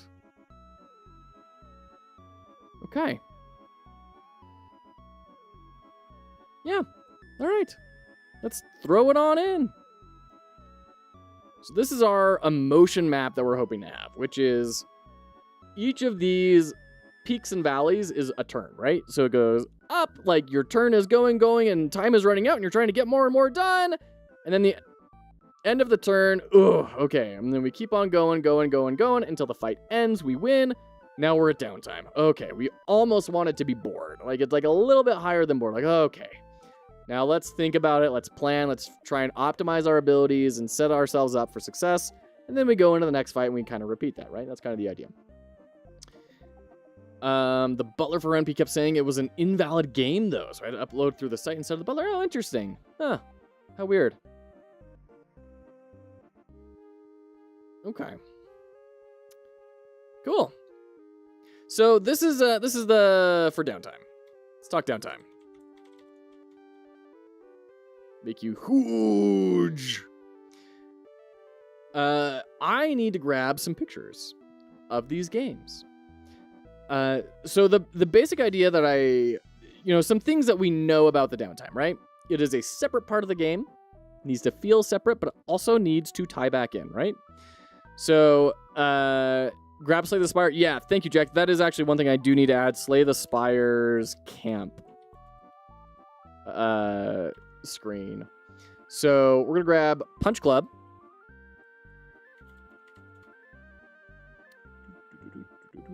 Which is crazy because the original Punch Club, I literally cannot find it on Steam anymore. It is gone. It has flown with the wind. I do not know where it is. It's bizarre. Only Punch Club 2 is left. Friendship ended with Punch Club 1. Only Punch Club 2. So, here we go. This is, there we go. Copy image. Bring that in. That's Punch Club 2. So you can see we kind of have these different things to train up on and everything. That's part of the management side of it. Let's actually open this in Chrome so that people can actually see it.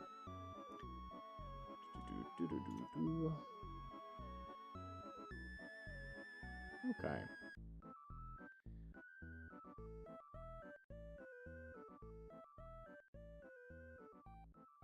I'm trying to find some more of the management screenshots because there's this stuff, but like we kind of already have that. I don't want to go detailed into stats. I want to leave everything up to the powers. This is kind of interesting where they have the world map. I did want to grab that. There we go. The Sims. Yeah. Got to take a look at the Sims. I mean, it's classic life management, right? I want just like a UI of how does this look? No, I don't. Oh, stop it with your community building. I just want screenshots. Sims 4 images, and these are all going to be promotional images, aren't they? That's the most annoying thing in the world to me is trying to find a screenshot of a game with the UI in it, and then they're all promotional screenshots that have the UI stripped out because people don't want to see the UI, and I hate that. Okay, so we've got this kind of thing over here. That's kind of what I'm looking for. And then Slay the Spire. Campfire. Yes, this is exactly what I'm looking for. Bring that in. And then We Who Are About to Die, which is an awesome indie game that is about gladiator management. It's really cool. It's a rad game. I want to do an analysis of it someday. We'll get to it. We'll get to it someday. Someday when I can actually buy it. So they've got this, which is kind of interesting. I want to take this for later, but it's not going to be for downtime. It's going to be for like choosing where to go next. I'm looking for their management stuff. Yeah, stuff like this maybe, although that's not really going to be super, but well, I don't know. I kind of like this idea of like the hero display and then like the powers. I think that's kind of interesting actually. We could bring that into our UI wireframe and stuff. Here we go. This is what I'm looking for. That's what I'm looking for. Now this has a lot of like resources in it. We're not going to have resources. We're just going to have time. We're going to have a certain amount of actions you can take per downtime. Once again, we're trying to keep scope lower on this. I just want to... Jam Biscuit with the raid! Hello, Jam Biscuit. It's so good to see you. You plan on making this game a commercial product? I am, Nicholson. I think this is going to be the first game that we build and finish. Yeah. Welcome on in, Jam Biscuit. Good to have you again. How was your stream? How have things been? So good to see you. Welcome on in. ADD Maker HD. And Marshmallow. Wait, hold on. How many is that? How many is that? That is... What is CMXI? It is 911? Marshmallow 911? I have a marshmallow emergency. Please come help. Anonymous Freak, hello. Welcome in. So good to see ya. Welcome, welcome, Raiders. So good to see you. Jam, how was your stream? Feel free to raid and run as well, by the way. That's why we raid, is because we're done. We gotta go do things. I have kids. I get it. Like, you gotta go. These have been good things. I'm glad.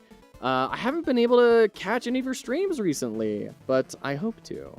It's good to see you. Thanks for being here. That's not how I say your name. It's how I say your name. How do I say it? Adamaker? How do I say it? Educate me. Teach me. Rady. Is it Admaker HD? I'm confuzzled. I would like to be not confuzzled. I'd love to know how to say it. Raid. Why are we analyzing The Sims? Isn't the entire game just downtime? Yes, that's exactly why we're looking at The Sims. Because they have a lot of downtime. And the thing in particular I want to be looking at are these bars. That element right there is kind of the key thing I want to take away from them. So, exactly. AD Maker HD. Okay, you got it. Admaker. Okay. Alpha, we're all waiting with bated breath to see if you can get that export working. By the way, Raiders, let's let's show what the game actually is. Okay, you take care, Jam Biscuit. Good to see ya. We're making a superhero dexterity roguelike. Don't pay any attention to the art. It is not anything more than placeholders.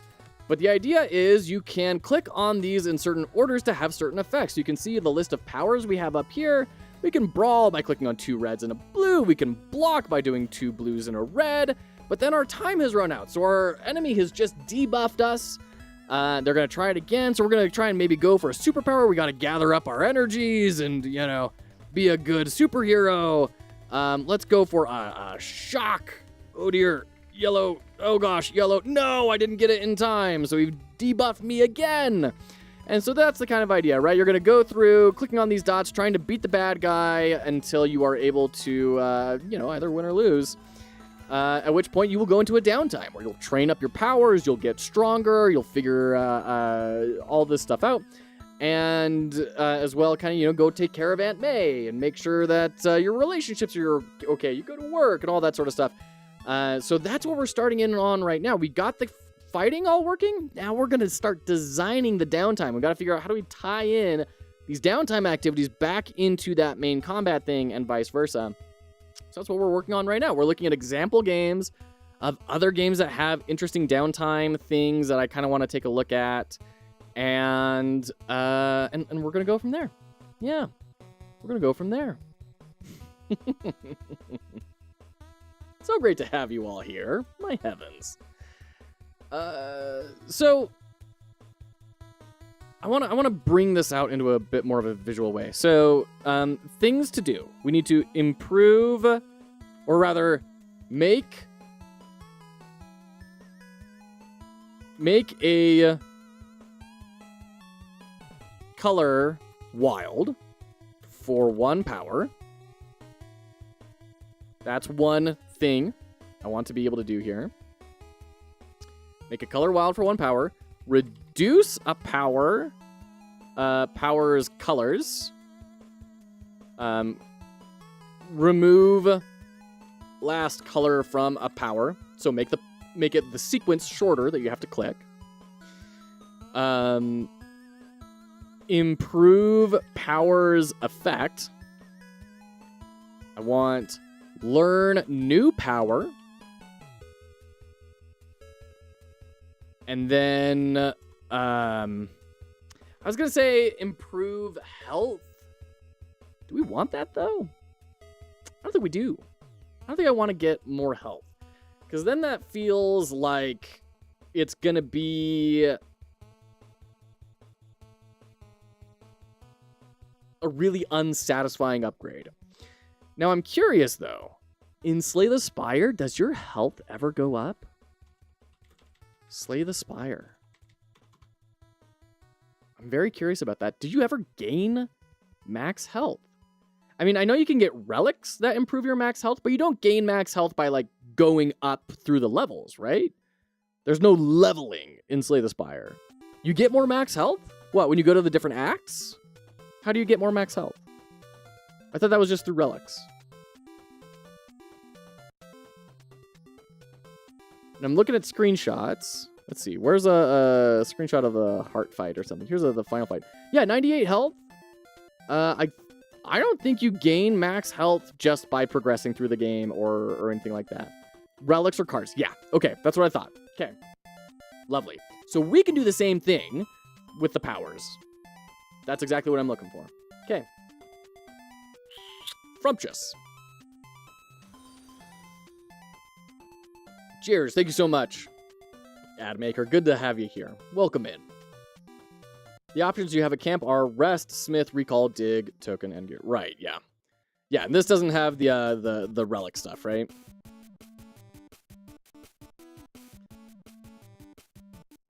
Okay. So no health. So these are the 4 things you can do. And that's pretty obvious how that's going to tie back into the game. That's going to make your progression happen and feel nice and juicy, right? Token, dig, or relic stuff. Yeah, exactly. Oh, that's true. Dig is a relic, isn't it? Oh, and toke. Yeah. No, that's true. There's toke. There's dig. Like how all these small streamers are connected together. Honestly, the game dev community is pretty tight-knit. I was quite surprised. I'm not going to lie. As someone who has never really like been a part of a community in their lives outside of like religion, it's been a wild experience starting in on this and then kind of feeling, adopted in a lot of ways by so many people. It's pretty interesting. So grateful to all the amazing people that we meet all the time over here. The rest is improved by various relics. Right. Human centipede.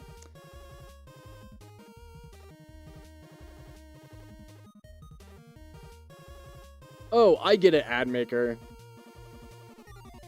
Ew. Okay. Oops. So these are the things that are positive. These are the positive things.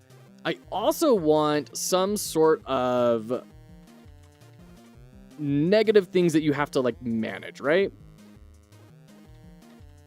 Oh, and you know what? A great example of this? My goodness, a great example of this is Papers, Please. And I'm going to get Jack yelling at me again because he does not think this is an important part of the game. But I think it's absolutely crucial.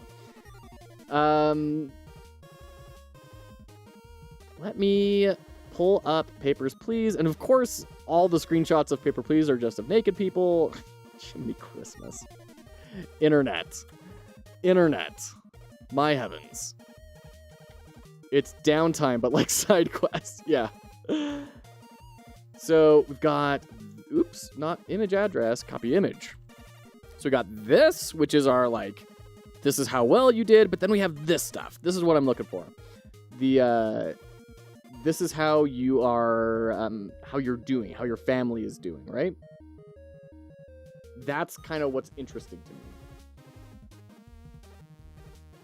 Same idea with the Sims stuff, right? So I think I want to have these different things that you have to manage. Going back to our like emotional graph, how do we want people to experience this? Why do you have a hat? Because chat asked me to. Somebody bought it with channel points.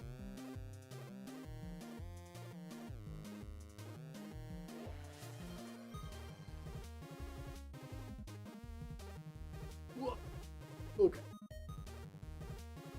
There we go. Cheers. Thanks, AdMaker. And there's Jack with the hat tower. I knew that wasn't going to be too long. I knew that was coming. Okay.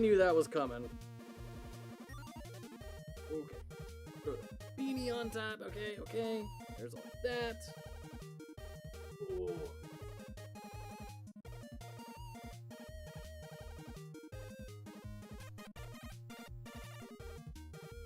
Good. 2, 3, 4, and 5.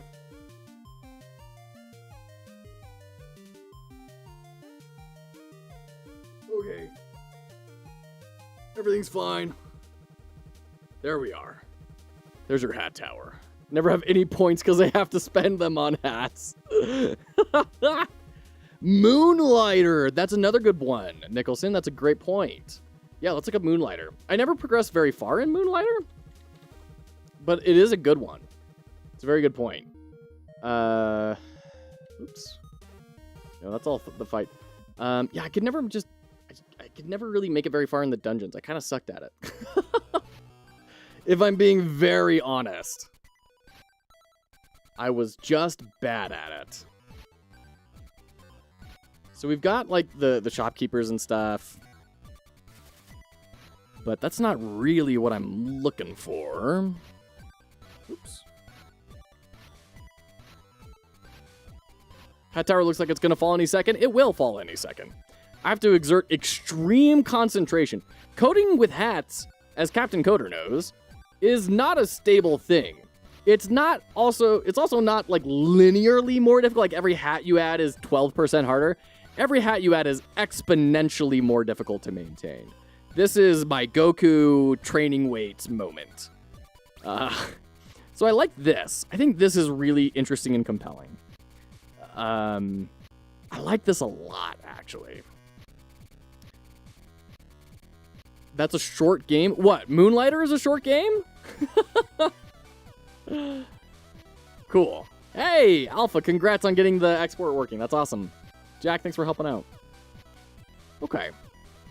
Hoping to do a persona-type combat inside it with the boss battle. Ooh, very cool, Alpha.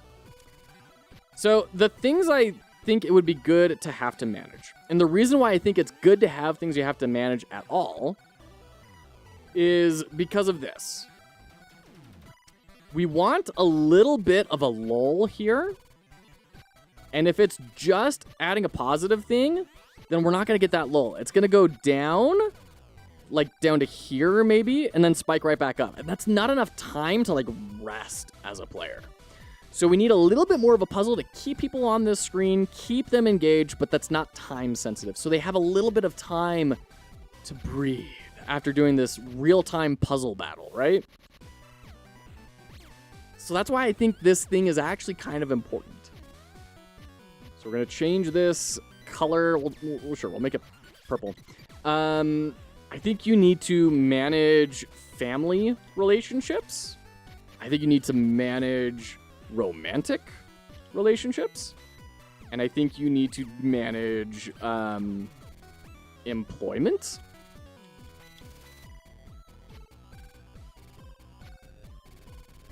And these are the bars, right? The different people that you will have to keep happy. Because if you don't keep them happy, how does that affect the game? The positive stuff is obvious. Negative stuff, let's take a look at writing out some downsides here.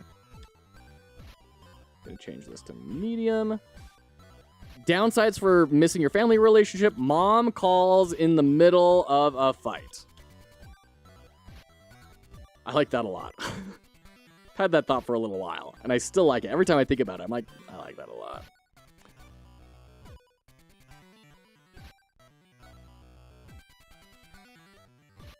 Okay. I want to grab a quick screenshot of the game and bring it in so I can like conceptualize what this is with everyone. So come on, get the dots falling, get the dots falling, and here. Blub, blub, blub, blub, blub. Screenshot. There we go. So the idea is with this, you're in the middle of a fight, right? I mean, you see this all the time with Spider-Man, right?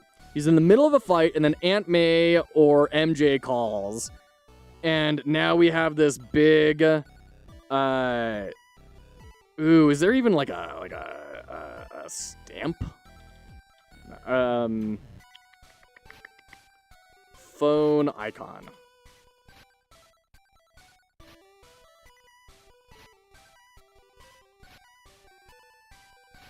Nope, that's a flowchart for a phone, and that's not what I'm looking for. Ooh, let's bring that back down. Where'd that get moved? Phone. There's no... What? Kids these days. No, I don't want an iPhone icon previewer. I just want a picture of a phone.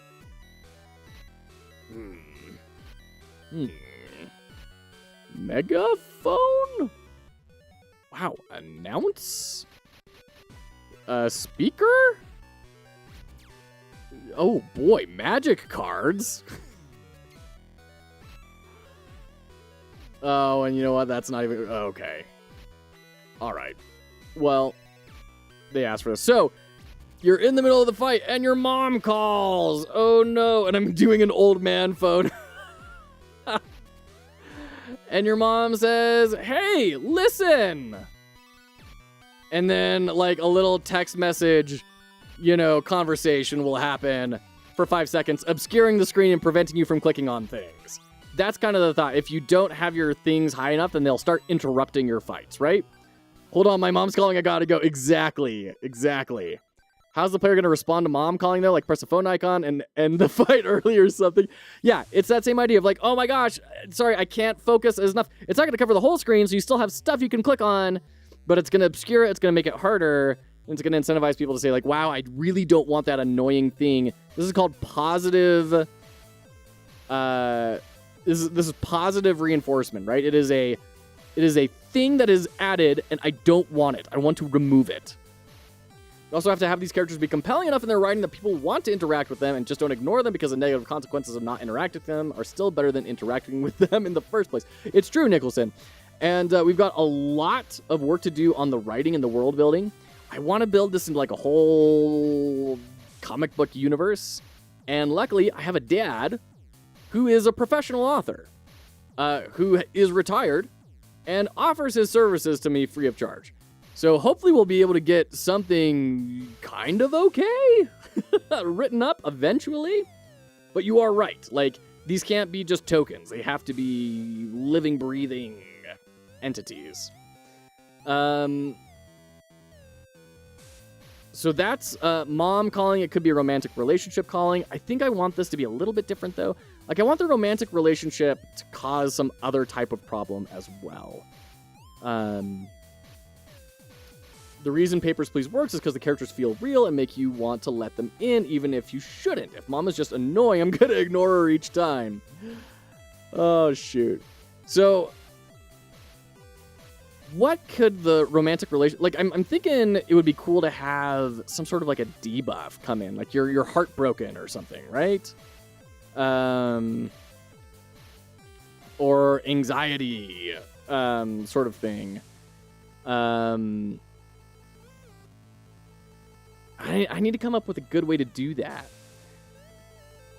Because we could have, the easy way out would be like, you're playing and then your relationship is low and then they break up with you and now you have like, you're daydreaming while you're doing this, right? And it covers up the screen. And that's like, okay, that's the same idea as before. I don't want to just copy. Like, I'm okay doing that in addition to, but it also needs to have its own thing.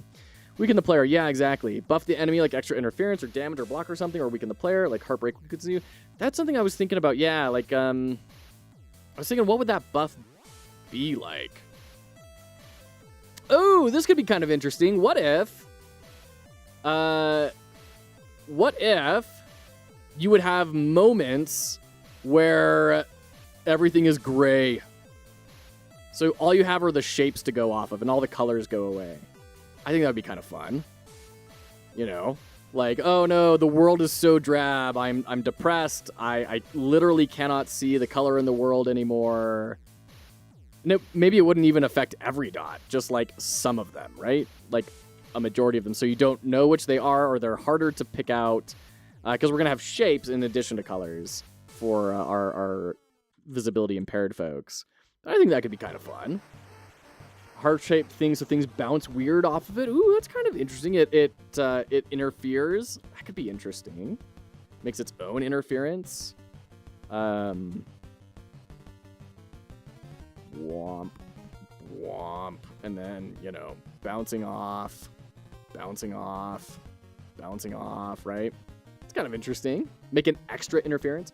I can already see challenge runs of this game. Can I beat Overload with every relationship debuff? That'd be hilarious. That makes the game unbeatable. No, it doesn't make the game unbeatable, because it would be for flashes, right? Like, the screen would flash, we'd have this go for like 5-10 seconds, or the duration of the rest of the turn whenever it triggers, and then it resets, right? Also, we are going to have shapes in addition to the colors, so it's not going to completely remove things, it's just going to make it a little bit harder. Okay. We have ads. We'll be right back. Don't go anywhere.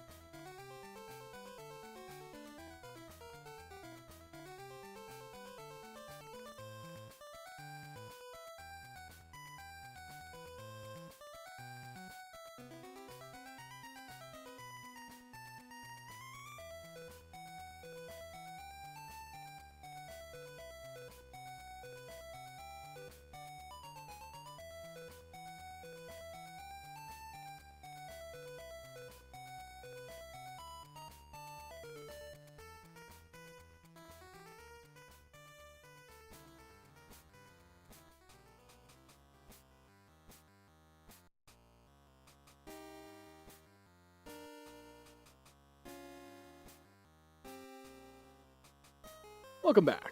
Welcome back. It's like playing Slay the Spire, but you can't see what cards. No. So Jack, I think we're on different pages. These dots are not going to be the way the game works long term, right? Long term, we're going to have different shapes. So we'll have,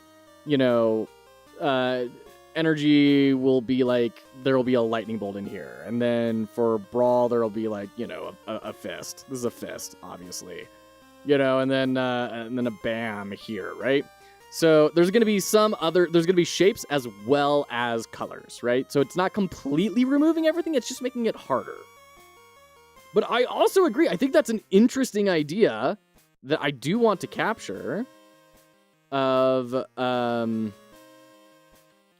having a heart-shaped shader on there. I think that's a really interesting idea, where everything that falls inside of it becomes grayscale. I do like that idea a lot, actually, because it encourages the player to keep in mind what it was that is falling into this space, right?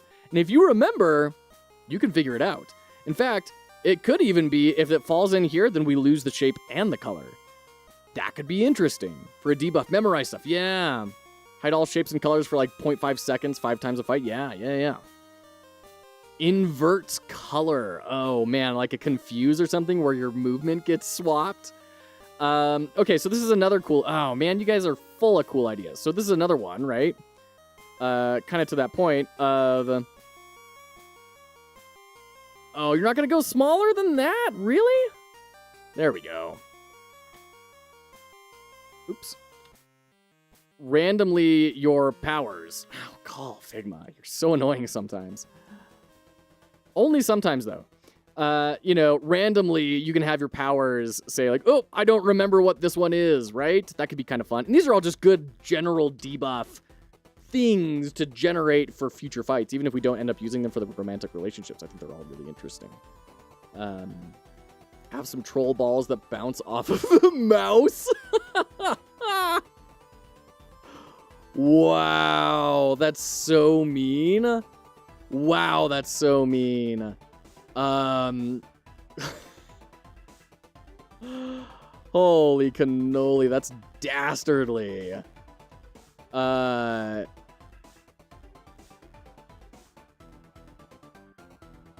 And then bounce. Wow, that's terribly mean. Are you planning on having different villains that do different things in an overarching narrative? Yes, Nicholson, absolutely.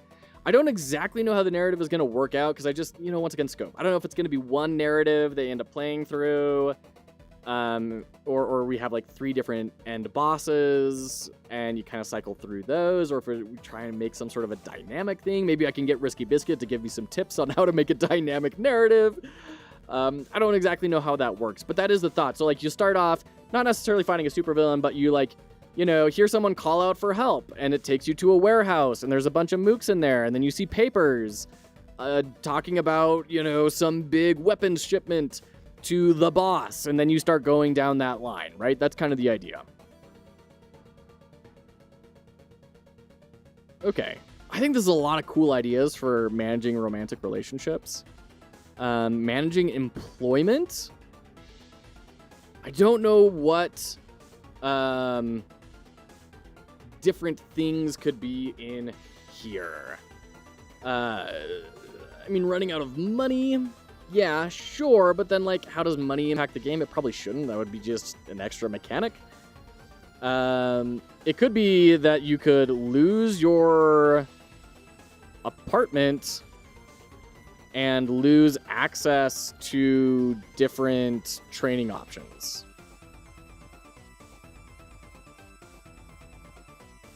Until you get employment back up. Maybe? Should just entirely be trolling. Oh, shoot. Managing employment would be so cool. I'm curious, Nicholson, what's in your head? When you say that would be so cool, what is it that would be so cool about that? What are you envisioning? Colors and shapes swap over powers, bounce off of the mouse. Some powers disappear mid-drop. Oh, like balls could, like, fade out. Oh, that could be kind of cute. That's a really cute idea. So, you know, it's like fading in and out, and when it gets to this point or so, ball fades out by halfway point. That's a cute idea. And only like some of them, so you see it like kind of dropping down, and it's kind of whoomp, whoomp, whoomp, and you're like, oh, I gotta click on it real fast. Add a drunk effect to the mouse. Oh, shoot. Bounces off of mouse. I like that idea. It's kind of cute. The struggle is then, like, would you kind of try and just push it into a corner where it wouldn't really impact anything? It'd probably have to disappear after a little bit, right?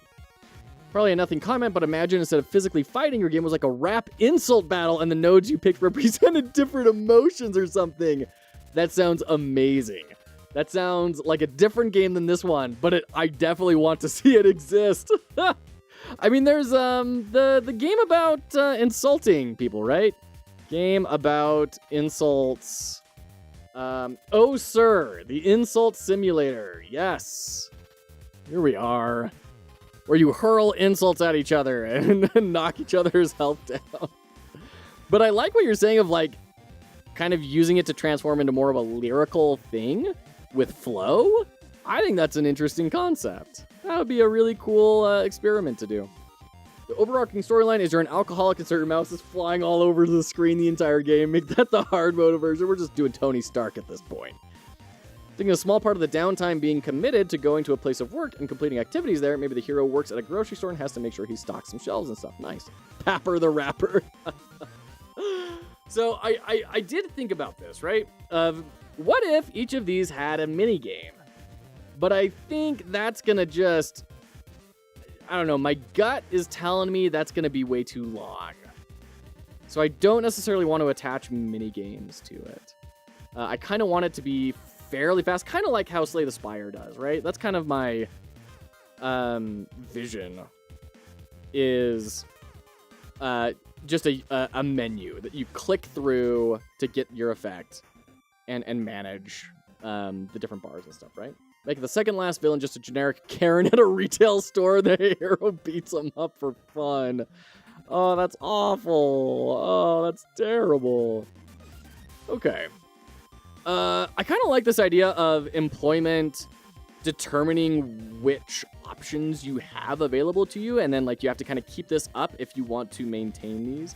And then that's kind of fun because if we have the more powerful versions of this, like if we had a money meter, right?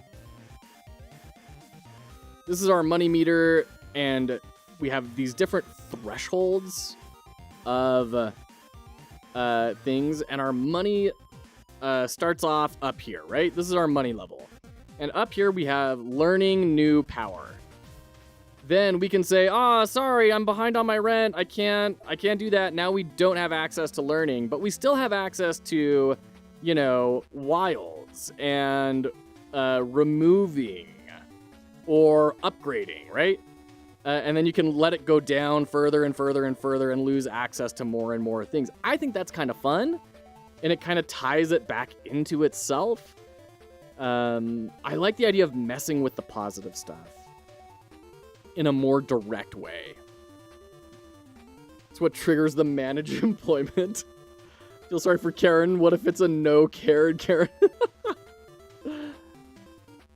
Okay, so this is kind of interesting. Let's practice what I preach here. Let's grab Octalysis and kind of like map this out just as a way to consider it.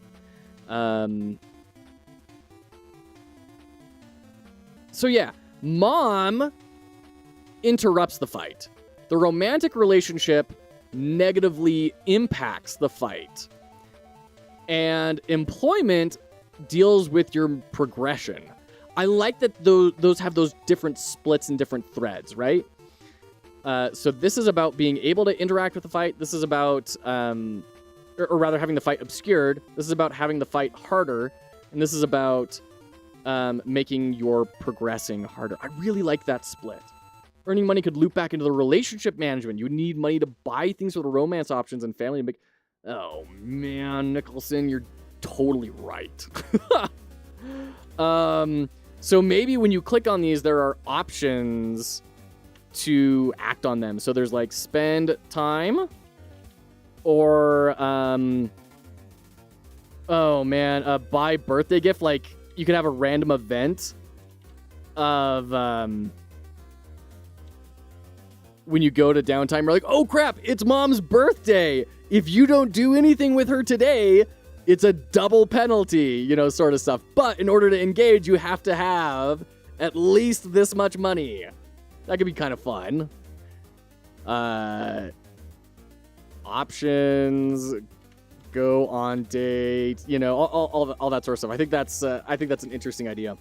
It should happen at like the ends of fights, like have an option of choosing between upgrading a power bug. That's exactly what this is, Jack. So after we end a fight, you like go back to your dirty apartment, right? Comic apartment.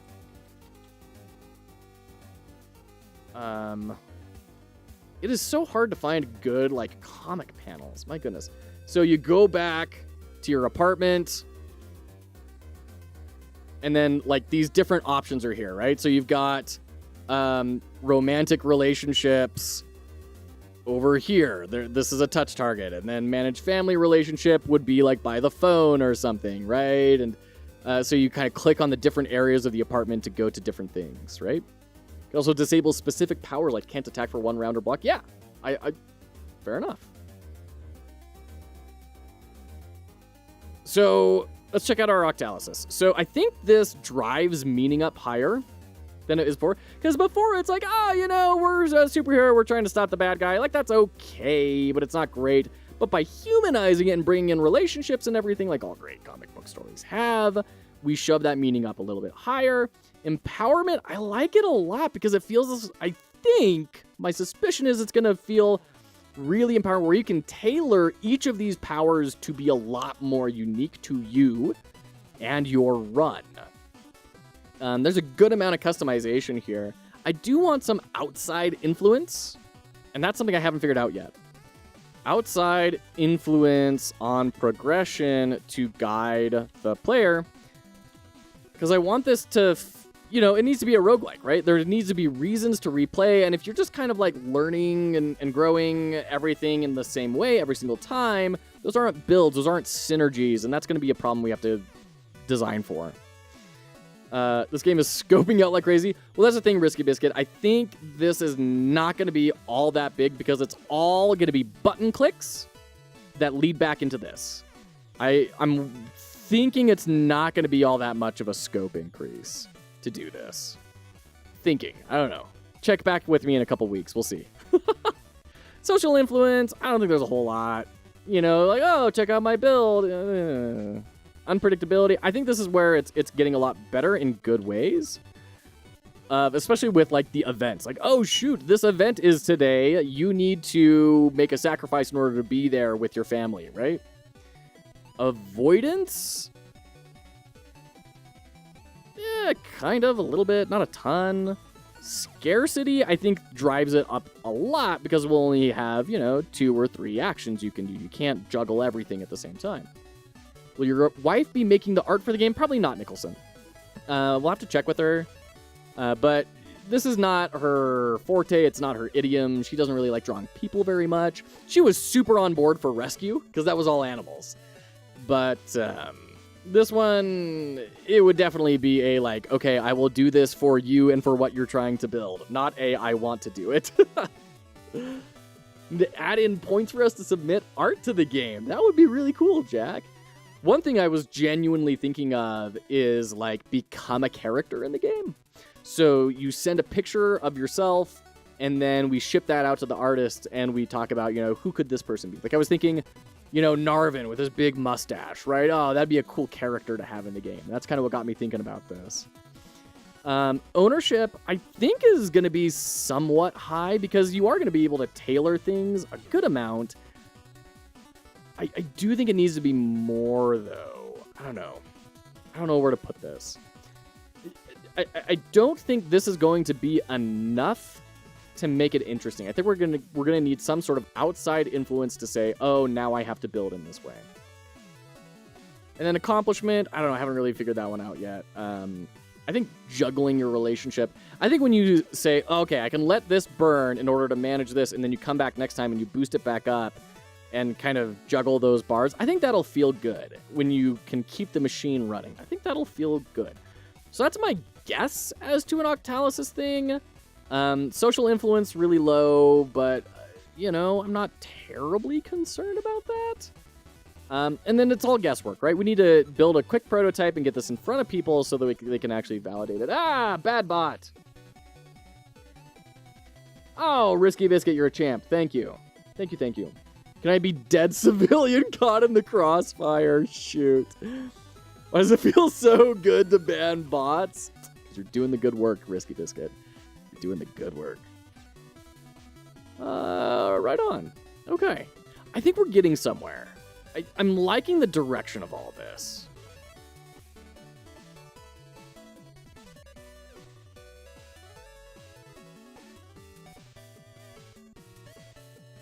What am I missing here? What is the thing that I'm not thinking about that will completely ruin this concept? I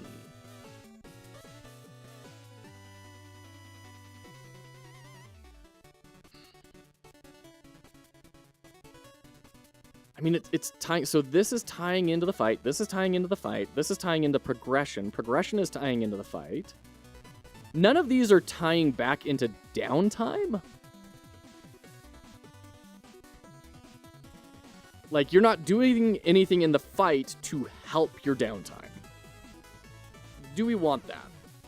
Figure out how to make that in a contained yet extendable system. Well, I mean, I don't know. I don't know that this is going to be all that difficult. Like, this is just going to be modifying the powers, which we already have set up. That system is ready to go. We'll just reach in and grab the power by the ID and then modify it. I don't think that's going to be too terribly... I mean, we're going to have to do a lot of, like, error validation, maybe? Or, like, checking if something is a wild or not. Well, that wouldn't be too hard. That's just going to be an array element. I think that's going to be okay. Learning a new power, probably going to be fine. One thing we do need to be aware of here is we'll need a way to also forget powers. Pokemon style, right? Because you can't have they can't have unlimited powers. We're going to limit it to, like, 6 or something, right? So that is implicit with learning. Leveling up, we'll just discretely have those upgrades statically defined. And then this will just be random chance to spawn in an interference. We already have the interference system built in. And same thing with the romantic relationships to a certain degree, although the shaders will all be fun to build out for this and kind of drain the color out of everything. That'll be fun to build. And then manage employment, that's just going to turn some of these on or off. I don't think this is going to be all that bad. Be able to save it all? No. I've heard Godot is really good at saving and loading. I'm not even broaching that subject. I don't know if we're going to do a save and a load. Straight up. I don't know if we're going to do it. It's totally going to depend on how well Godot handles it and how it'll be. This will break in so many ways. We'll still be here in another 2 months. That's just game dev, though. Trying to add some more dialogue that takes place so it's not like 5 seconds long. Shoot. Okay. Right on. That you always want every aspect of the game to feed into each other. Exactly. Maybe if you take too much damage in the fights, your employer might give you less hours since they don't want someone bloody and bruised. Okay, here's an interesting thought, Nicholson, is the more hurt you are, the fewer actions you get. Well,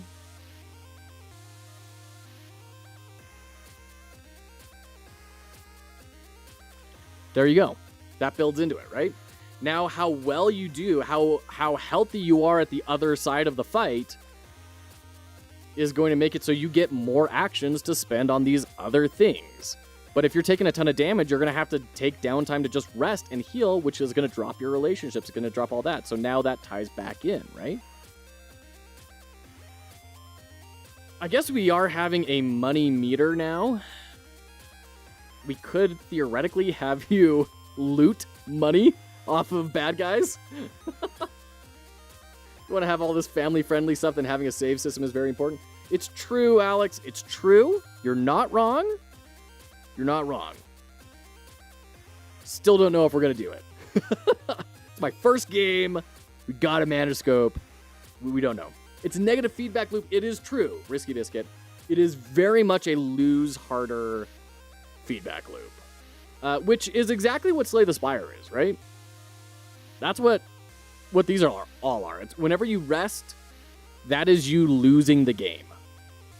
I don't want to have that, and that's why it wasn't here originally, because I want to heal at the end of the fight just automatically.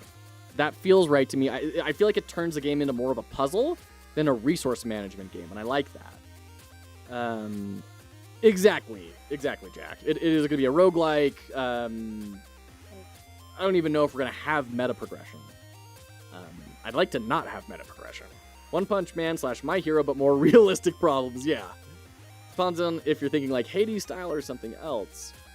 Like you get into a downward spiral, not necessarily bad, but needs to manage it. Yes, I agree, Risky Biscuit. I agree. There is a negative feedback loop there. 100%. You're dead right. Which is why I didn't have resting there to begin with, but it does tie the fight back into the downtime. But is there another way we could do that? Of have the fight tie into the downtime. Isn't like automatically lost, but Slay the Spire is all about snowballing stuff. You don't want to get to the point where you snowball too slowly. You can't keep up, but that's just part of the game. It's true, Jack. But like every time you are taking that rest action, not only is it a sign that you're taking too much damage, it's also opportunity cost that you're not getting to Smith. You're not getting to do all this other stuff, which would be the same thing here, but now you have more spinning plates than just your health or your deck. You've got all of these different things that are going to be tying in, and that's gonna get hard, you know? Hades also has great pacing in terms of combat and character interactions. It's true. It's true. I feel like you do need some negative feedback. You need a lose condition that shouldn't be entirely dependent on the fight. Why do you feel that way, Jack? Tell me about that.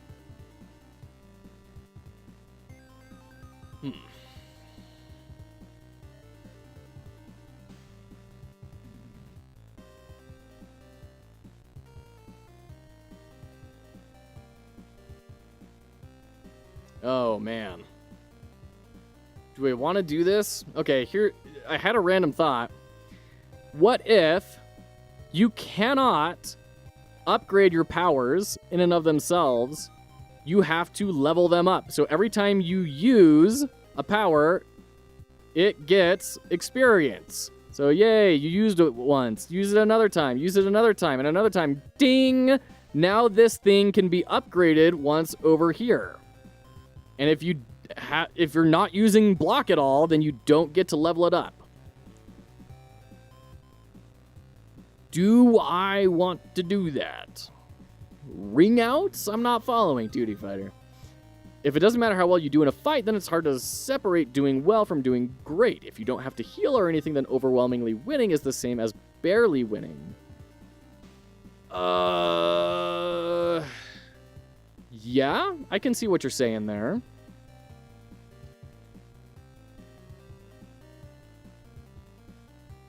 I can see what you're saying there. Is that crazy important? Do we need that separation? That's something to think about. I don't know. Have you done playtests of just the core loop yet? People have played the this thing. People have played that. I mean, the downtime, obviously not, right? And I do feel that as a part of the core loop, right? So the plan is, once we get this core loop built out of the downtime, so we get a fight, and then downtime, and then another fight, we're going to do some usability testing and play testing and see how that works with people. Healing creates the point of doing great in fights. Okay, so that's an interesting thing, right? Differentiate between doing a great versus barely scraping by. That is a design problem. Right? That is a design problem. Healing after a fight, or not healing after a fight, is a potential solution. It's not the only one, though. Heal and don't heal after every fight. That is a potential solution. Another one could be extra resources if doing great. Oh, I kind of have an interesting idea. Extra downtime actions if you beat fight before number of turns, right? So if you beat this fight in fewer than 10 turns, and we don't have that, then you get like 2 extra actions to do here because you get home sooner, right? It's not so late. Might also want to define doing great mechanically or RPG wise. Doing great as in I mean that's true because doing great could mean great. Could mean health. It could mean time. It could mean actions, right? Of being high in health, low in time, or low in actions. Those could all be great. Heck, we could even go style. Like, you're using a lot of different powers. You're getting a big combo, right? You're doing all that sort of stuff. These are all definitions of great. And these are things that we should iron out before moving too far forward. You want the lose condition to be an accumulation of actions you made in the game, and healing after fight removes some of the accumulation of actions. I only kind of agree with that, Jack. Once again, I think that is a potential solution to that discussion, right? I don't think it's necessarily the only thing.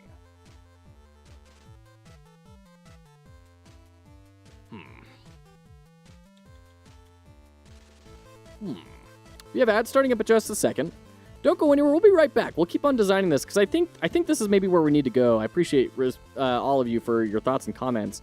Let's define what success looks like in this game, and then we'll know kind of how to antagonize the player. Make sure there's a thought of how you define great. Yeah, there you go. There you go. So let's go into that when we get back. Let's get into that just as soon as these ads are done. We'll be right back.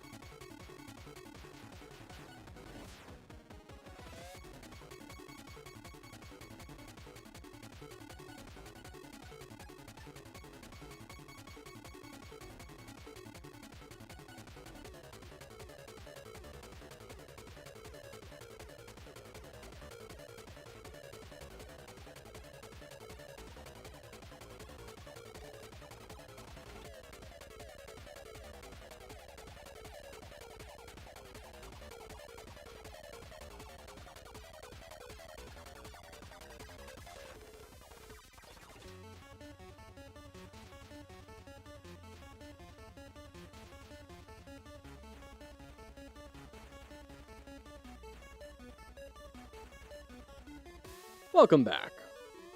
What are you all up to? Oh, you're all lovely. Thank you for helping Elf out. I appreciate that. Okay. Had a space in it instead of no spacing. There you go. There you go. Really hate Tom Holland Spider-Man. Not him personally, but the movie's interesting. That's an unpopular opinion, Jack. I'm curious why. I was thinking about this during the break. And thank you all for your thoughts. If this is our emotional roller coaster we're taking the player on, right?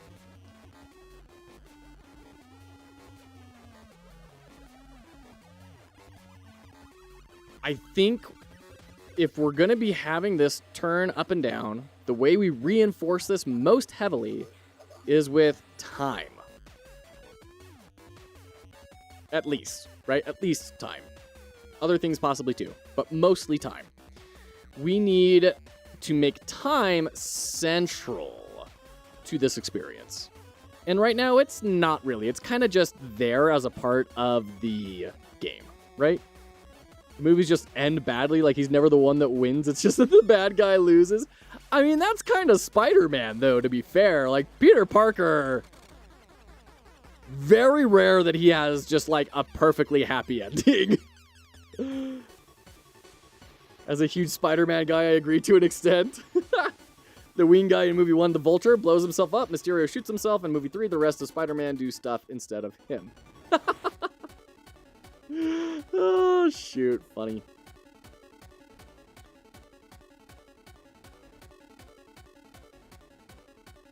So, okay. I think we need to hit time. That's our big thing. So, how do we... I guess that would lean me a lot more in those solutions to this one overall. Because this has to do with health. This has to do with actions. Well, I guess it also has time. I guess this is the same thing, isn't it? But it's more explicit. So we'll do that.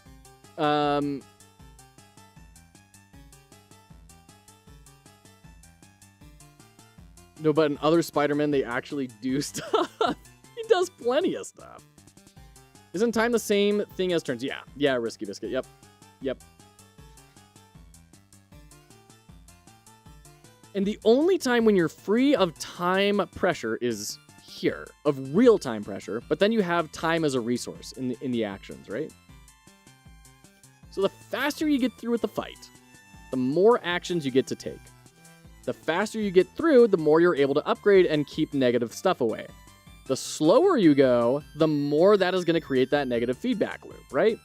Of, I could only do X, Y, or Z things because I wasn't fast enough at beating things, which will also reinforce the importance of making a very strong build. So it does kind of start to tie back into itself. I am liking that. I'm curious what other people think, though. For me, that seems to start solving these problems of having the accumulation of decisions matter, because now it's going to affect how quickly you're able to upgrade instead of spending time staving off negative stuff. Miles, Spider-Man, hands down. Miles is pretty good. I mean, the Into the Spider-Verse movies have been fantastic. My only problem is that getting other powers might make your build slower but more consistent, so it influences the player to not take them. I agree, Jack. Yes. So it's going to really, really impact power design. By saying time is a critical component, we are basically saying defensive powers are not the emphasis of this game. There is not going to be a tank build in this game, because nothing makes me more upset in gaming, period, than having tank build options that the game actively punishes you for. If you give me the option to stall a fight, I'm gonna take it. Like, don't say that it just doesn't work, right? Don't punish me unfairly for that. You're the one that put those powers in the game. You need to let me deal with them. Bleeding armpits, Spider-Man? What? If I made a deck that prioritizes energizing, then I have to spend multiple turns charging to kill when I should just spam regular attack. It's true. And yeah, this is all going to come down to power design, right? So if you are becoming, a laser charge man, then you need to find ways to build up your energy faster, so you're not spending multiple turns. You need to find ways to build energy build up into your attack and your block and do all those sorts of things, right? And it's going to really force dialing in direction for the power design. Just make all defensive options like parry and counter so they have offensive uses. As in, when you parry something, you like repost and do a strong counterattack, right? Yeah, it could be. Could be. I do think that this is definitely shifting the game to a more active state. Or rather, it's not even shifting it to a more active state, but it's removing the option of a more passive playstyle. Like, you're not going to have a Thorns build in this game. That's just not going to be a thing. And I kind of like that because I like focus and I like direction. I think if you're able to have a very clear focus of what your game is supposed to be, you're going to be able to deliver something that feels more unique to the market. Can the player influence the colors and shapes that appear, or is that based on stage? I was wondering that, Risky. I've thought about that a lot, and I don't know. Because it could be that Balatro style, right? You get a deck of nothing but hearts cards, right? But we have this dual thing where we have our powers, and then we also have the dots. So not only would you have to, like, say, I only click on reds... I don't even think that would work. Because if you, like, change all of your powers to be the same color, right? So you have reds all the way across, you can only do the shortest one, right? You'll do the shortest one, and then it'll restock. So I don't know. I haven't been able to conceptualize how to make it happen, but, maybe you've got some good ideas. I would be worried about just getting glass cannon builds, like, who cares about defense if they die in a turn? Yeah, I mean, I think that would come down to balancing, right? I mean, if you lose the fight, you lose the run. I mean, that's pretty harsh, right? So, but also, like, I think there's a space for a glass cannon game, but it's all about building different types of glass cannons. I don't think that's a bad thing. Game God to 20,012. Hello, welcome in. Good to see you again. 90s cartoon Spider-Man 90s cartoon Spider-Man that fought Wolverine and Hulk. Yes, absolutely. Loved that. Especially if I'm getting free health after the fight. It doesn't matter if I tried to defend. If when I end on 1 HP, I just go straight back to full HP. Yes, you're dead right, Jack. So in that regard, it creates kind of a push your luck sort of thing of like, okay, I'm going to have a certain amount of health left after this attack. I'm going to go ham and try and beat him. Oh crap, I didn't beat him. He gets to take his turn. Now I have to really make sure that I can follow up on it and be done, right? I don't think that's a bad thing.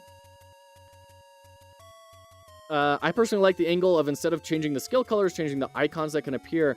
So, Risky, here's my concern with that. If we do that, do we allow a color to be completely wiped out? Do we never have that color? Do we allow... I don't know.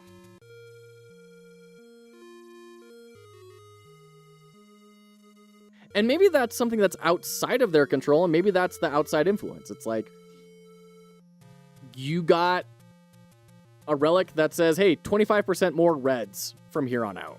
So it's not even necessarily a positive, it's just like, hey, you need to start building for this. Make skill combos static so that you don't have to deal with the longer combo not happening issue. Make skill combos static, so I'm not following that, Risky. Yeah, I don't follow what you mean by static.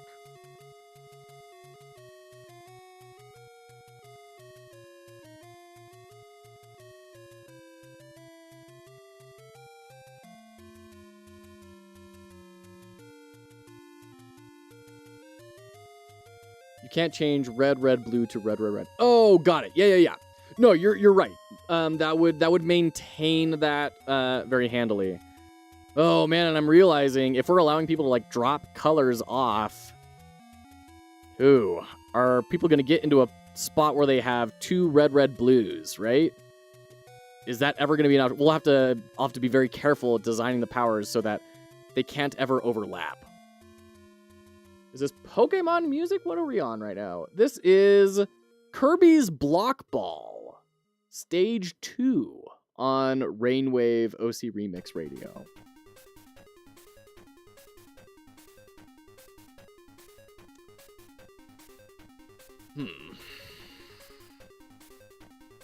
This is a lot of good stuff to think about.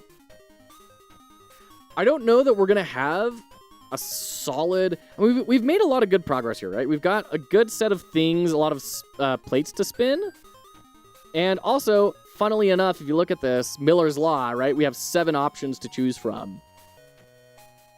Miller's Law. That's good. Kind of just naturally landed on that. I think I like this focus on time, and I want to find a lot of ways to hit that hard. This has been helpful to say, like, okay, time is a crucial element in this game. Everything needs to be factoring back into time. I like that a lot. That gives me focus and direction to make something different and unique. So, this has been tremendously helpful. Thank you, everyone. Man, what a great day. What a great day. We made progress. We built some game. We designed some game. I think we're going to come back tomorrow, give my brain some time to think on this. Try and figure out what on earth I'm trying to accomplish. All right, take care, Jack. Thanks for hanging out. I know it's very late for you. Thank you for being here and for your thoughts. We're going to go ahead and raid out. Who should we raid out to?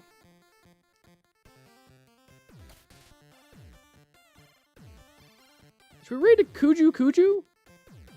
I haven't been to Kuju's ever. Let's raid out to Kuju. I think there's a few situations where the gameplay emerges to something unplayable if you can do things like wipe out a color. Of falling down? Yes, I agree, Queen Anne. I don't think I want... If we went that route, I wouldn't want to do it completely. I don't think you ever want a below a certain amount percentage of color modifying. Because you're right, it could cause really big problems. Especially if it's allowed to happen accidentally and you just, I don't know. I could see that being a fun interference ability, right? Of like, okay, I'm going to wipe out all the blues. I burn your hand, so now there's no blues, right? Unless the player can choose to do it. Well, that's especially why I'm worried about it, Risky, because what if they choose to do it in a way that breaks the game and they don't understand how it's going to break their build? It's kind of like going into negative HP regen when you're playing Brotato, right? It's like, oh, I didn't know that going into negative HP regen would actually poison me. Ooh. That's kind of what I'm worried about. But it could be when we get playtesting this and building it. That's part of the discovery? No, that's bad discovery. I don't like that discovery. That, to me, is the game did not correctly inform me about the consequences of my actions. I don't like that kind of discovery at all. But that's just me. I mean, obviously, Brotato is very, very popular for a lot of good reasons. I think this is the sort of thing that's going to become more clear as we playtest, right? It's a pretty obvious one? No, it's not a pretty obvious one. In many games, when you go underneath 0, it's just 0, right? Go! We'll pick this up later. We're going to go hang out with Kuju. They are building a multiplayer 3D game, Fat Goblins. I don't know what engine they're in, actually. But they're doing pretty cool stuff. Worried about people acting in bad faith as well, banking it all in yellow, then deleting yellows. Curious about that. Stop the debate now, or we'll be here for hours. Sounds good. Hey, with that being said, we are a charitable enterprise, once again, foxhollowgames, to help people enter the game industry. So we're building out this game for me to learn how to games, sharing that experience with everyone else. We have a game jam coming up in July. Don't forget to go sign up for that. Captain Coder and a lot of really cool folks are going to be participating in the jam. You're going to want to be there.